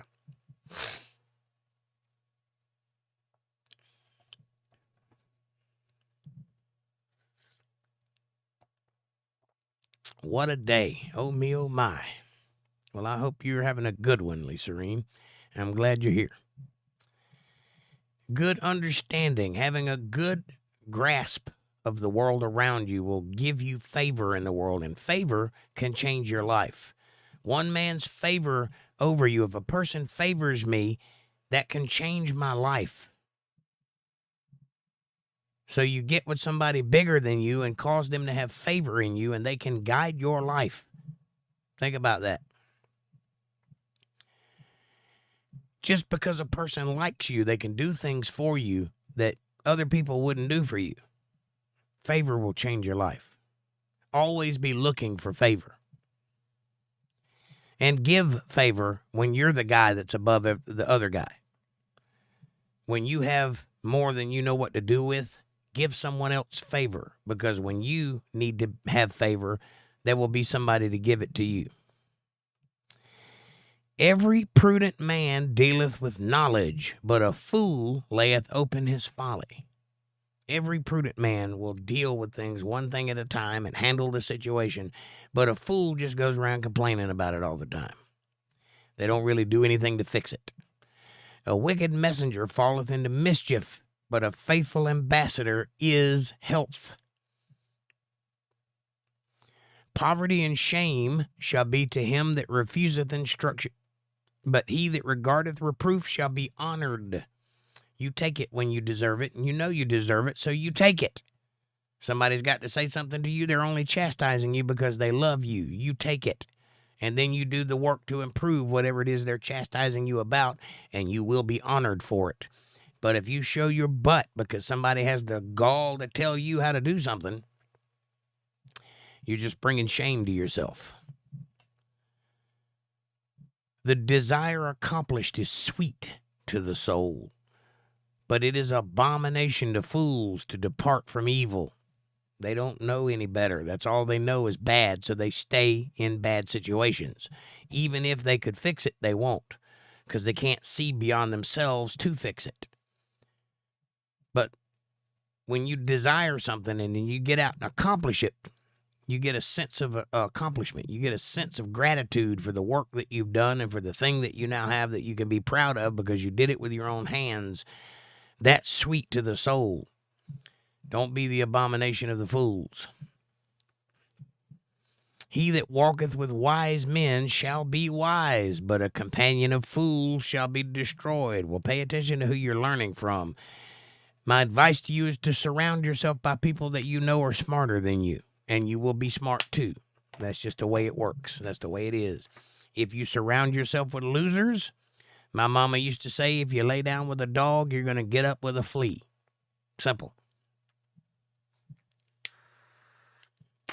Who is your company? Who are you surrounding yourself with? Are you surrounding yourself with winners, people that can get it done, people that know better, people that have a plan? Or are you surrounded by people who know nothing and complain all the time and sit around smoking pot all day or whatever? Who are your friends? That's the mark of wisdom. I'd rather have 0 friends than to have a bunch of losers around me all the time. Why? Because evil pursueth sinners. That's why. If you're a sinner, bad things will gravitate towards you because evil pursues those who sin. They want you to sin more. The evil things in the world want you to keep sinning. But to righteousness good shall be repaid. That's a different thing. It's the same effect, but it's different because when you're righteous, you are paid, not pursued. A good man leaveth an inheritance to his children's children, and the wealth of the sinner is laid up for the just. That means that if you are a sinner, whatever wealth you accrue will be divided up amongst the town when you're dead.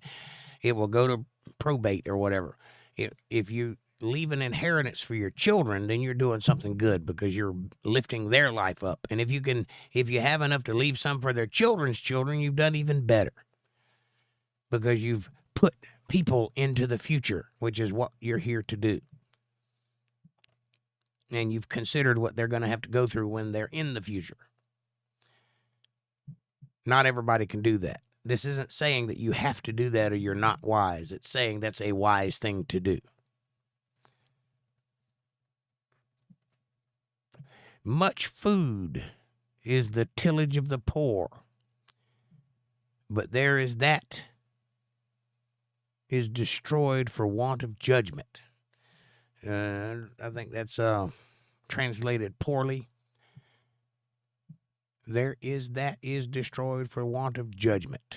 Well, what this looks like to me, just in cursory glances, what I'm reading is much food is in the tillage of the poor, meaning people go out and work and I think this is in reference to the part of the Bible that says if you have a field, you leave the corners of the field, and then you don't, when you glean the field, you leave what late falls on the ground. You don't go back and pick it up so that the poor can have something to eat too. You leave the corners so that everybody can get something out of your field. You get the bulk of it, which means you get the profit of it, but you leave the corners and what falls on the ground for the poor. And so that field feeds the whole community. And that's kind of what I think this is in reference to, talking about the tillage of the poor. But it's destroyed for want of judgment because they don't know any better. They want to be you. So it doesn't matter how much they work for. I guess a way you could say this is it doesn't matter how you get what you get for your family. What matters is that you get what you get for your family. Don't let that be a judgment on you when you go out every day and you sacrifice and you strive and you bring home the bacon for your family. That's what you're supposed to do. It doesn't matter where you are in the hierarchy of the world. Those that don't do that are the ones that'll be judged, not the ones that are actually trying. I think that's what that means. Interpret it how you wish. He that spareth his rod hateth his son, but he that loveth him chasteneth him betimes, meaning more times than once. What does that mean? That means that you should instruct your child. And if it's necessary, you should punish your child, because that's love. It's not good, but that's love. That's how you instruct a person. That's how people learn things. If something sucks bad enough they don't want to do that again, they do that instead. That's called learning. I know there's a lot of people in the world that think differently about this. There's a lot of controversy around this idea. But the bottom line is if you spare the rod, you spoil the child. That's the bottom line. That does not mean that you have to beat your children. That's a euphemism. It means that if you don't chastise them, if you don't instruct them in the ways of right and wrong, punish them for bad behavior and reward them for good behavior, that's what it means. It doesn't mean that you have to beat your children. And I don't recommend you beat them anyway, because that just makes them afraid of you. But if you chastise them, they will learn from their mistakes. Sometimes that's a belt across the bottom. Sometimes it's a good talking to. This depends on the circumstance. The righteous eateth the satisfying of his soul, but the belly of the wicked shall want. It doesn't matter how much they eat, they'll want more. Why? Because they're wicked. They can't be filled. Only the righteous can be filled and be satisfied by being filled. Every wise woman buildeth her house, but the foolish plucketh it down with her hands. True. Don't destroy the place you live, ladies. Build a house, keep it sanctuary. It is a euphemism, Dana, but it's a good euphemism, and it is true. He that walketh in his uprightness feareth the Lord. He that is perverse in his ways despiseth him. Do you fear the Lord, or do you hate God? That'll tell you who you are as a human being. In the mouth of the foolish is a rod of pride, but in the lips of the wise shall preserve them. The lips of the wise will preserve them because they're speaking the truth, and truth is the path to the tree of life. Where no oxen are, the crib is clean, but much increases by the strength of the ox. Yeah, if you don't have any oxes, you don't have to clean up after oxes. That's true. But if you have oxes, you'll be making money, because that's how you make money, is by having strong oxes. In other words, work will cause you to have excess work to do, but it's work, meaning you're making money. A faithful witness will not lie, but a false witness will utter lies. True. A scorner seeketh wisdom and findeth it not, but knowledge is easy unto him that understandeth. He that has an open mind, not so open that your brain falls out, but open nonetheless to ideas. Go from the presence of a foolish man when thou perceivest not in him the lips of knowledge. If you see somebody that's being foolish, walk away from them. Don't be around them, because they will bring you down or bring calamity on your head.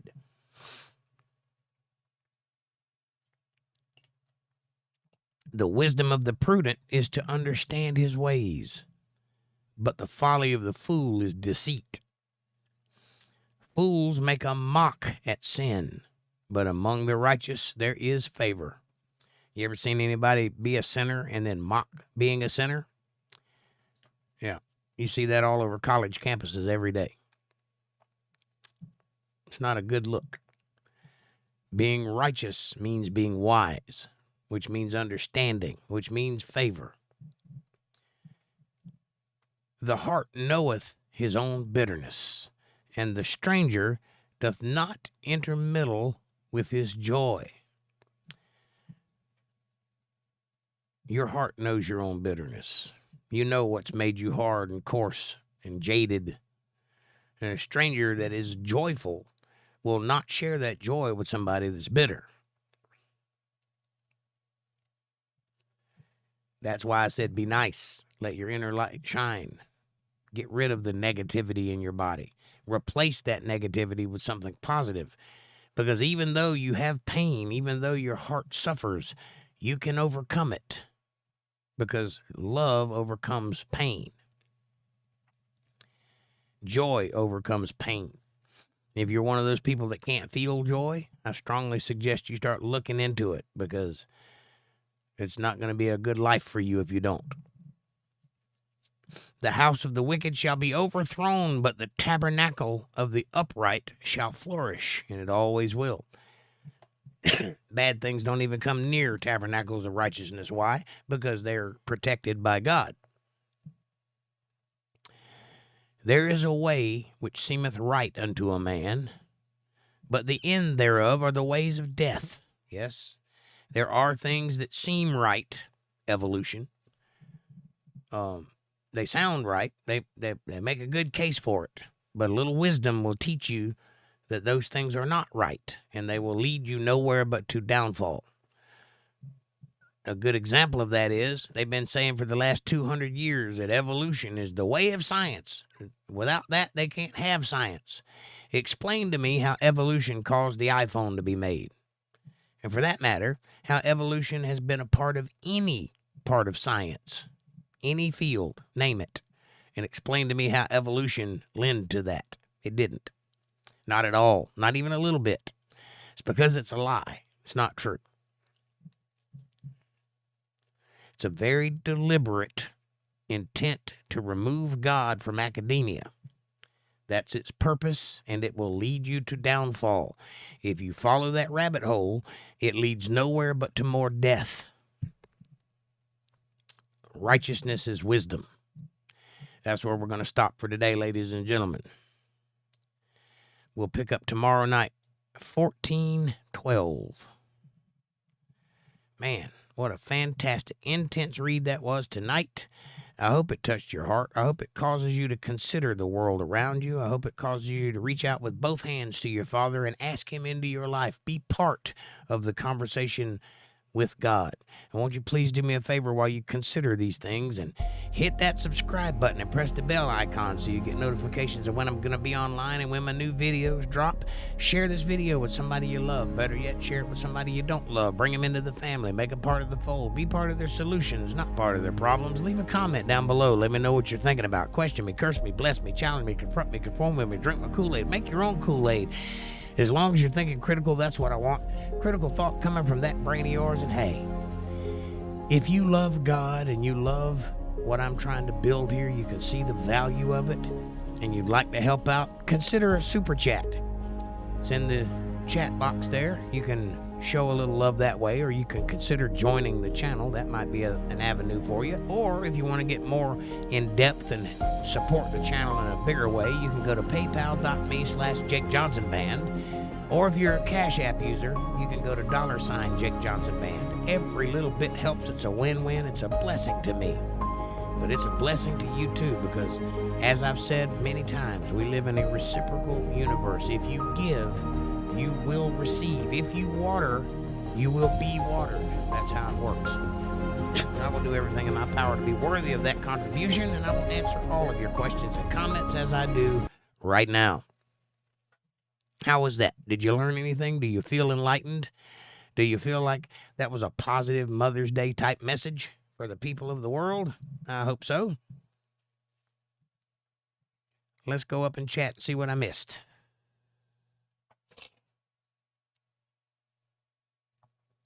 We'll go up here.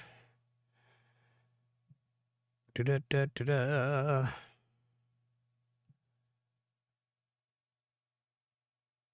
Let's see. Here we go.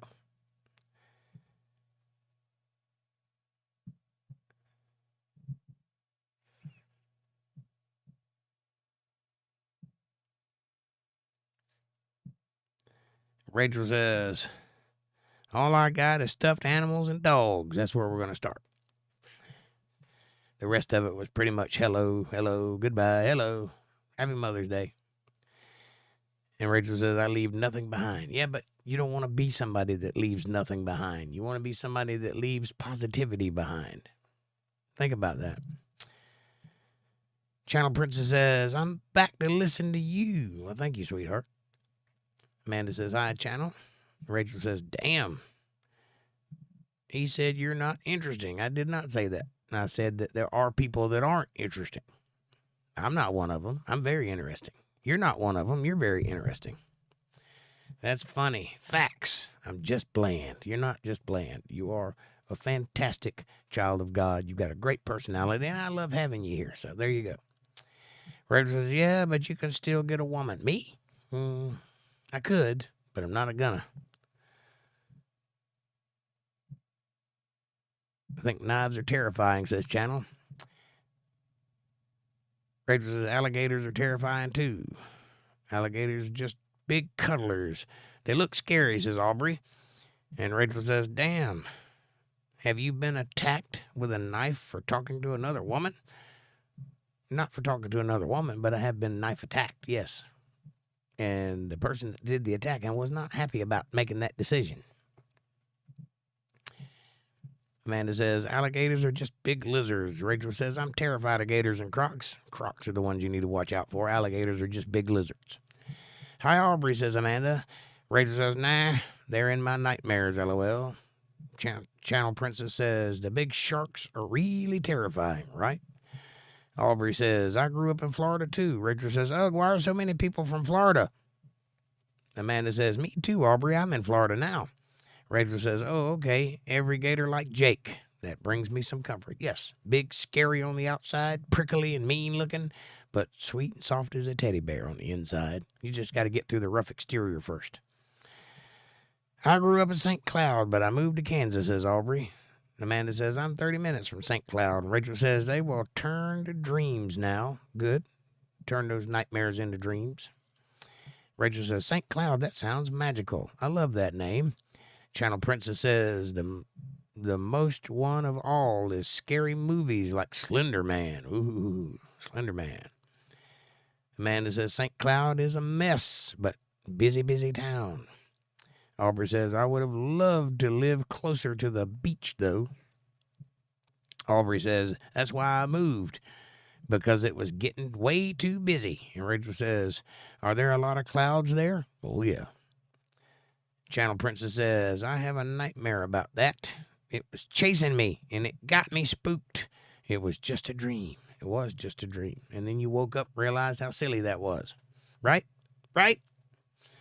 Amanda says, my town or county is that way now, too, and I can't stand it. Too busy. You missed one, read back up. Well, I didn't miss one that time. Honestly, I don't have one, says Princess. Rachel says, but it'll stop the debt collectors from calling. True. Rachel says, jet skis are so fun. Yes, have you ever seen anybody on a jet ski frowning? It's impossible. Money will buy jet skis, but it will not buy happiness. But you'll have a lot of fun with the stuff you buy. That is true. Channel says, you're doing a great job. Thank you.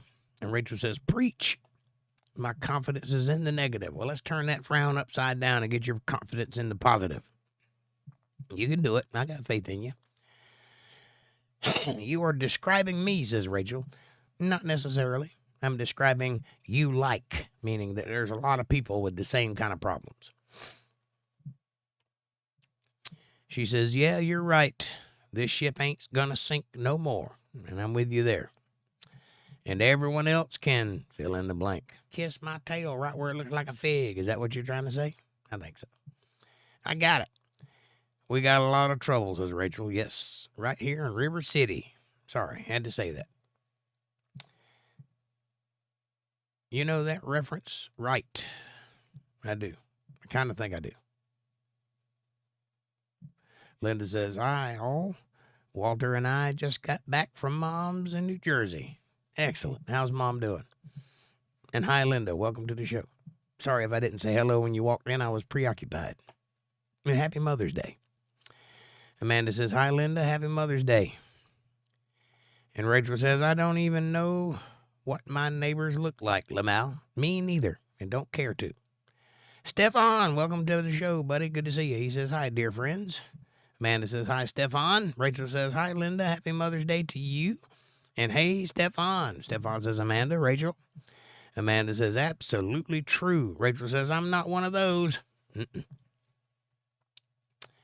And Linda Davis says, thank you, Amanda and Rachel. And Walter says, good evening, all. Hey, Walter, good to see you, buddy. How are you? Amanda says, hi, Walter. And you're welcome, Linda. Linda says, happy Mother's Day to all the mamas on here. Absolutely. Thank you, Linda, says Amanda. Walter says, hi, Jake, Rachel, Amanda, Stefan, Princess, Aubrey, and Linda. Rachel says, I feel personally attacked. Well, you shouldn't. It wasn't about you. The Bible's calling me out. Nah. It's just calling out a behavior, and once you recognize that behavior, you can begin to correct for that behavior or to repair whatever's causing that behavior. But it's not you personally, I promise. Hi, Walter, says Rachel. OMG, Walter. Walter says, that's okay, Rachel. I've been called worse, LOL. Right? And Rachel smiles. I'm not sure how I feel about this reading. Well, I hope you feel enlightened and lifted up, because that was the intent behind it. Amanda says, just learn from it, Rachel, and grow. That's right. Rachel says, Jesus is calling me out. If you feel that way, maybe you need to fix something.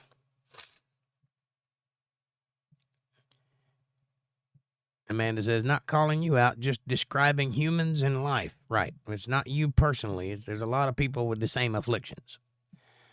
Remember, he created us. He knew what we would be even before we were conceived. Right. That's a very wise thing that you just pointed out there, and a thing that most people overlook, that God knew exactly what he was doing when he made us, and he knew the effects of what free will would cause. But he gave it to us because he loved us, and because we would have wanted nothing less than free will.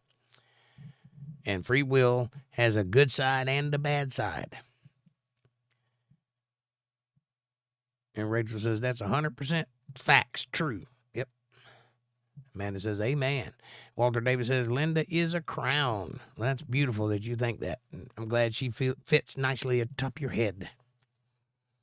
Oh, Walter, you're sweet. And you go, Linda, says Amanda. And Rachel says, here's your crown, Linda. Rachel and Amanda. And Amanda. All the women here. A bunch of crowns. That's right. Lots of crowns out here.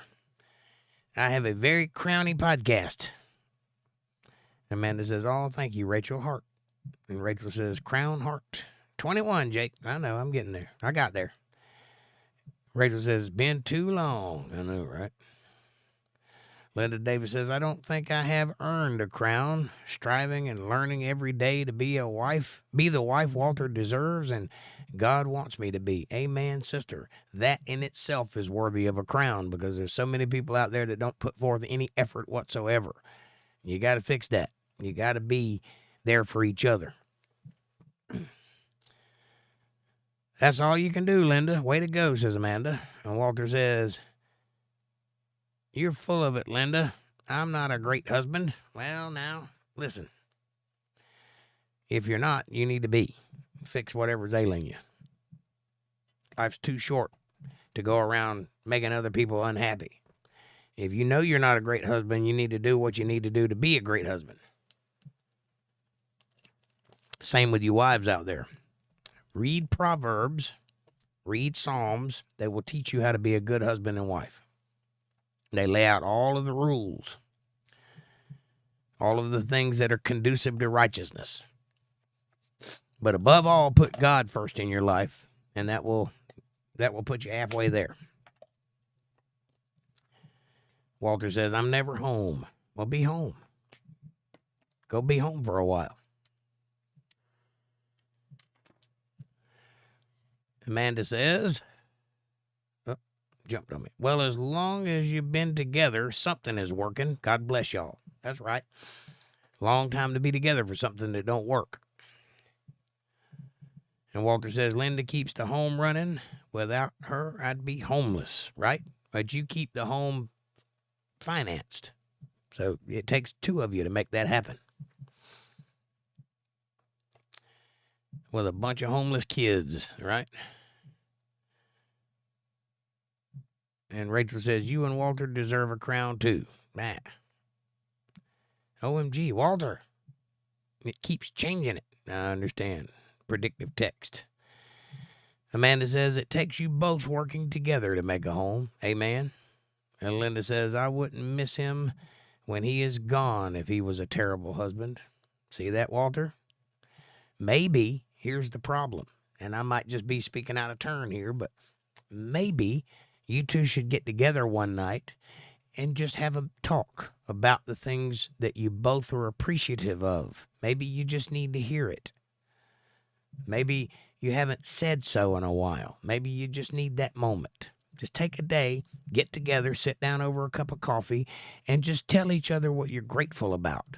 Tell each other what works for you. Tell each other what makes you happy, what your needs are. Fill it out and see if that doesn't improve the situation. Above all, put God first in your life. If you do that, everything else will fall into place. Amanda says, absolutely right, Linda. And Rachel says, how long have y'all been together? And Linda says, I've learned it actually takes 3 to make it work. Me, him, and God. That's right. Amanda says, true, Linda. Walter Davis says, 28 years in August. Met each other in 83 or 82. And Rachel says, damn. Longer than I've been alive. Well, a good relationship lasts forever. But it ain't always, I mean, that fuzzy feeling that you get, the butterflies and the excitement, that lasts about a year at the most. It's gone. That goes away for sure. But then there's other things, comfort, knowing each other, understanding what makes each other tick, being able to communicate without words. Those things endure forever. And then there comes a point in every relationship where you start thinking about the grass on the other side of the fence, and it's always greener on the other side of the fence. But I assure you it's not. Avoid that. When you feel that coming on, go the other direction, because the grass ain't greener on the other side, and you have to get back to square one if you jump over that fence. All that you've built here goes away.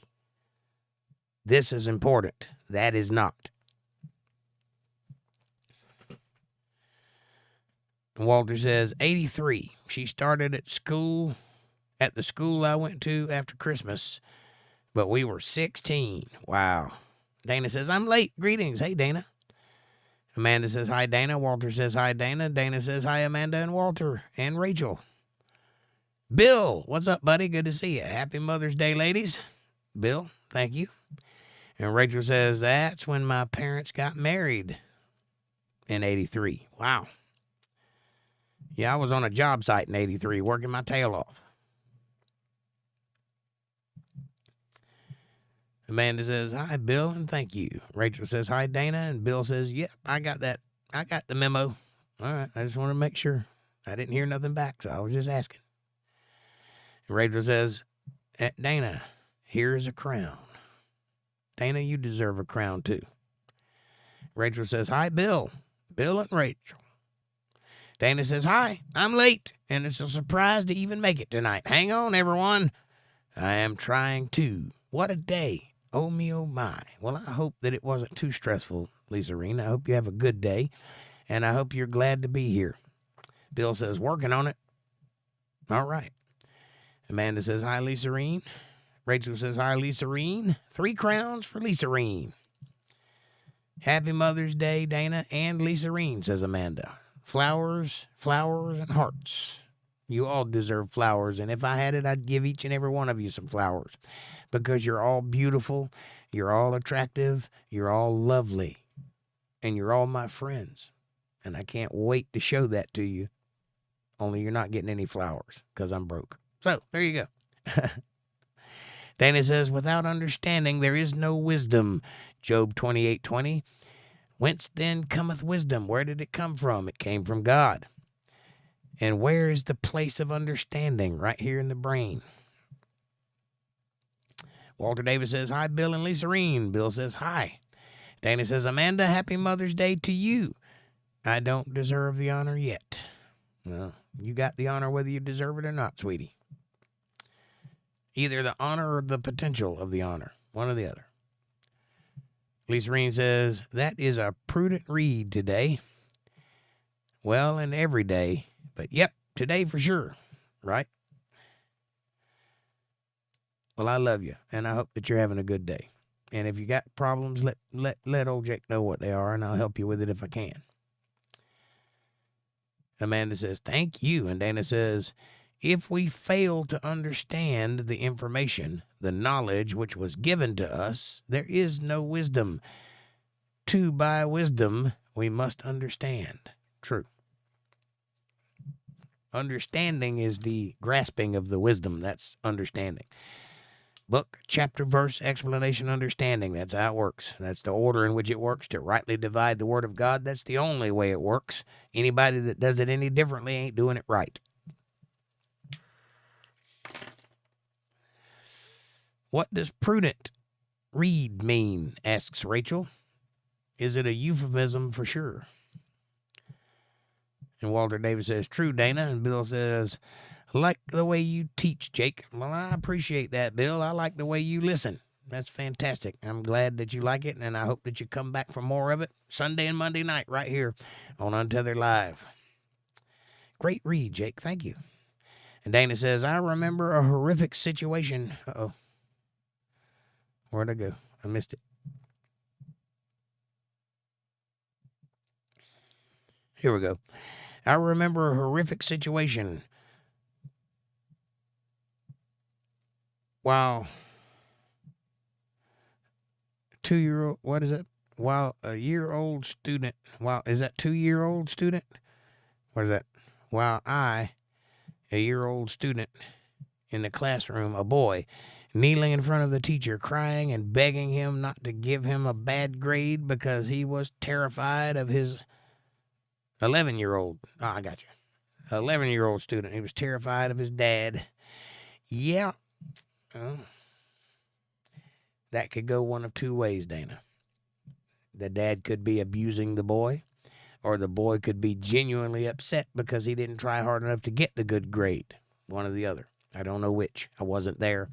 And my heart empathizes with people that have that situation. That does not mean you shouldn't chastise your children. That means you should do it properly. Walter says, that sounds horrible. Rachel with $2.99 super chat. Thank you, Rachel. I appreciate you. I could use that $2.99. Rachel says, yes, of course, Amanda. And Amanda says, way to go, Rachel. Thanks, hon. Yes, thank you all for the super chats. Danny says, yes, it was, Walter. After this, I was helping the boy every day to teach the boy how to learn. He was not stupid. He just didn't know how to learn. And there are those people in the world too. And that's unfortunate. I'm such a dumb speller. Well, no, you're not, because you caught it.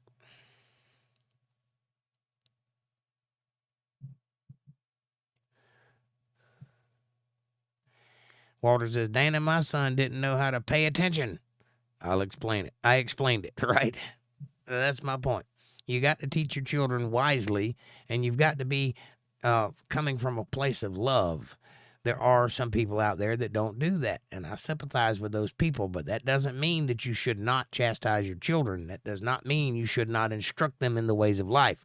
It means you shouldn't act like that asshole. That's what it means.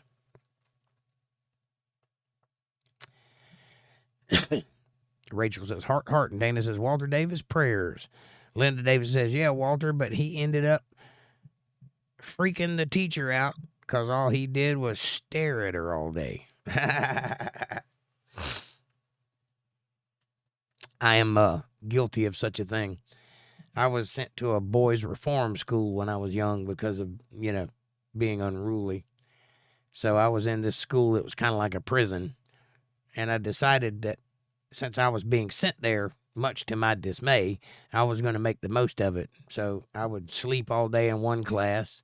Another class, I would do nothing but make paper airplanes. And another class, I would write in a language that I invented so they wouldn't know what I was writing. And so when they walked by, they would get freaked out thinking I was writing something crazy. And it had the desired effect. I was not a great student, oddly enough. But I just had a problem with authority. That's the big problem. I still have a problem with authority, but I've learned a lot since then. I've come a long way. But sometimes you just got kids that are like that, and you got to know how to handle those kids. And sometimes it means being hard on them, and sometimes it means being soft on them. It depends on the kid.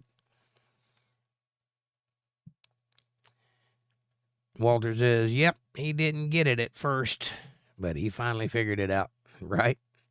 Good man. Dana says, wow, I can't find the thumbs up emoji. It disappeared. I used it a lot, and now they punished me for it. It's gone. It's there somewhere. See? Amanda puts 2 thumbs up. Dana says, Amanda, LOL, I will use index finger instead. That's right. That works. I know what you mean. Amanda says, LOL, that works too. It's greener because there's more crap. I'm just saying.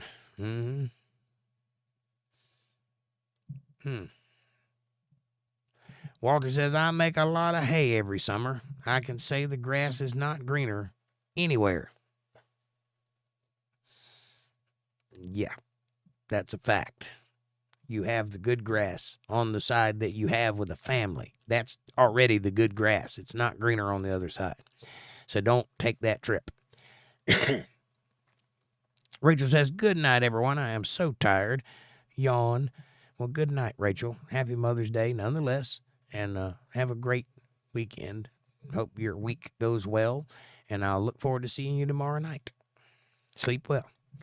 Amanda says, night, Rachel. Walter says, good night, Rachel. Happy Mother's Day. Rachel says, oh, thanks. I'm not a mom, though, but thank you. Well, you're not a mom, but you possess the right parts. So you get grandmothered into the Mother's Day wishes. Rachel says, but happy Mother's Day to the actual moms here. Happy Mother's Day.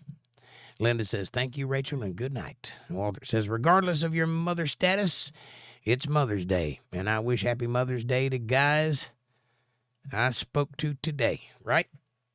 Well, some guys were mothers.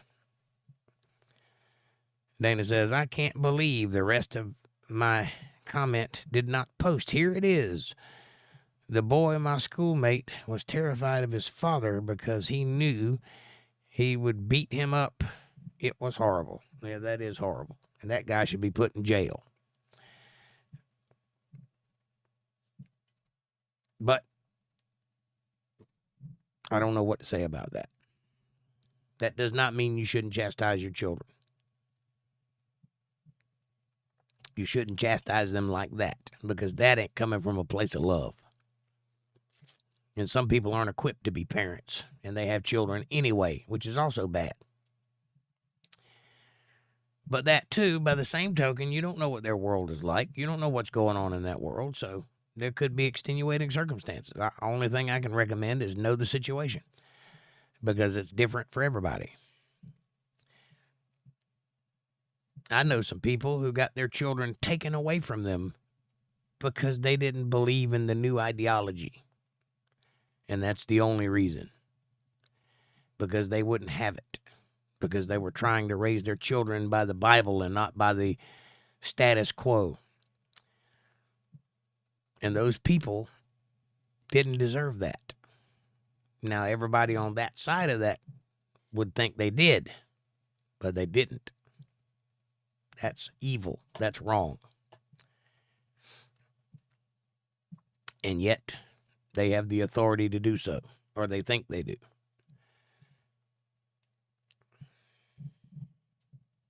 So in that situation, I would say, understand the whole situation, not just the one thing, because you may be misunderstanding it. But I don't know. I wasn't there.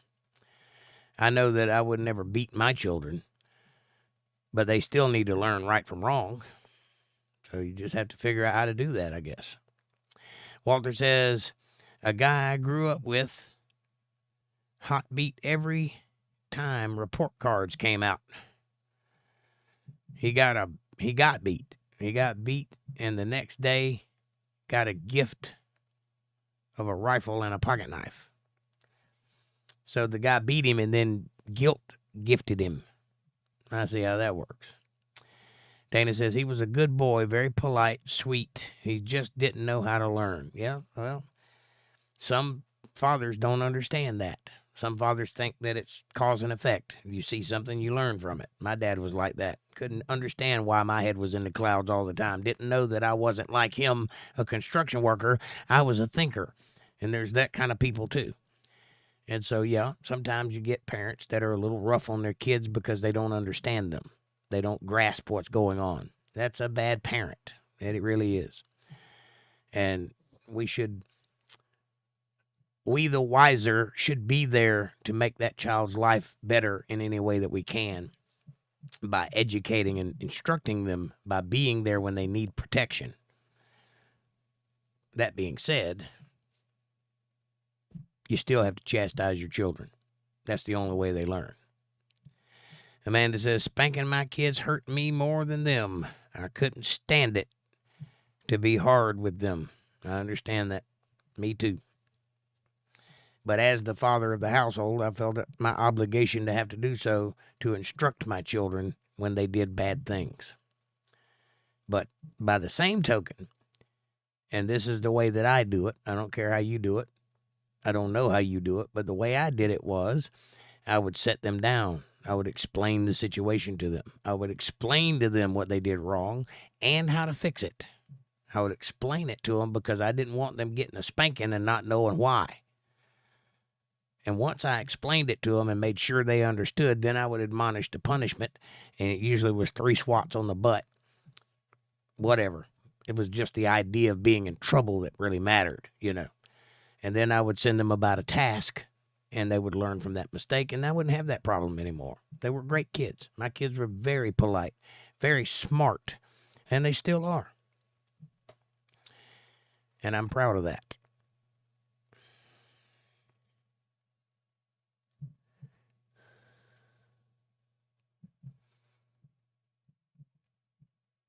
But by the same token, there are some kids you don't even need to spank. Some kids you can just look at them with that parent look, and that's enough.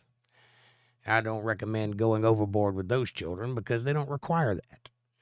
They have their spirits aren't that stern. But there are some kids that you can't tell them nothing. There ain't no way to tell them. So, as you should be. Right. I am proud of them. They're very smart kids. Both of my kids are well educated, well behaved. They know how to communicate, and they live in a world where they can do whatever they want to do in life. That's all I could ask for. I never spanked the kids. I never had to. Just turn on the dark side and yelled at them. They got the idea. Well, some kids are like that. And those kids you shouldn't spank. I don't disagree with punishing your children. That's something I've always considered. I mean, it worked for me. But my parents never went overboard with it. I never once considered doing anything in response to my parents' actions towards me. I always felt like I deserved it when I got it because I did something wrong to deserve it. And in my heart, I knew that I was wrong. So when I got punished, I learned from it. And I'm grateful to my parents for having done so. That's the mark of not going too far. If you go too far, your kids aren't going to be grateful about it. They're going to be upset about it. But in this day and time, they're trying to tell kids today that they don't deserve to get punished for anything, and that's wrong. That breeds a society of narcissistic, privileged people that have no value whatsoever to the world around them. Unfortunately, we've nearly lost an entire generation due to that mentality.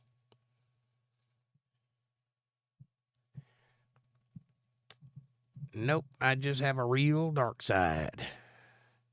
It's under control, but it scares people. Well, hopefully you don't show that to your children. I never was physically punished by my parents, and we talked. You may have been one of those children that it didn't require that. I was not. I was hard-headed as a damn iron skillet and thought I knew everything. I guess I still do.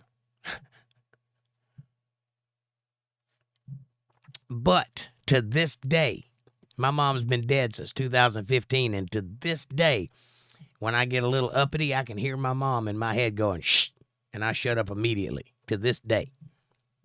Why? Because she would knock my senses loose if I said something out of the way to her. My mom wouldn't spank me. She'd punch me in the damn mouth. She didn't do that when I was a kid. She did that when I was grown, but that's beside the point. I was grown since I was 11, so. Anyway, I respected my mom. That's what I'm trying to say. When they really screwed up, they saw it. They saw your dark side. I got it. Well, I don't recall my kids ever really screwing up. I mean, we went through the typical things, lying and, not doing what they were told and a little back mouthing here and there, but I don't remember them ever doing anything that really incurred my wrath, I don't recall that. So I don't think I ever had that problem.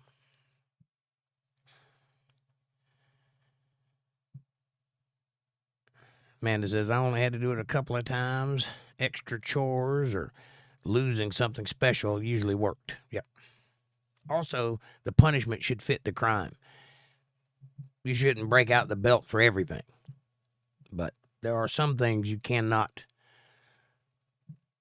let stand, But there are also some things you can take away the Nintendo or whatever it is they have. That works. There's no right way to parent. There's plenty of wrong ways, though, apparently. All right, boys and girls, I got to get to work in the morning, so I got to go to bed. It's that time. Thank you all for your super chats and your support and your love and your conversation. Thank you for being here. Thank you for being part of this special thing that we're trying to do here. And I hope to see you all tomorrow night at 8:30 right here on Untethered Live. Have a great night. God bless each and every one of you. May his blessings abound in your lives, and may his grace light your footsteps everywhere you go. Do me a favor, when you go out into the world, be nice to somebody. That's it. Just be nice and watch it change your life. I promise you it will. Have a great night. Good night, Linda and Dana and Rachel and Walter and everybody else that's here. Good night. I love you all. Good night, Jake. Thank you, says Linda. Good night. And you're welcome, and thank you. And God bless you. And good night, Walter. Y'all have a great night. I'll see you tomorrow. Thanks for watching.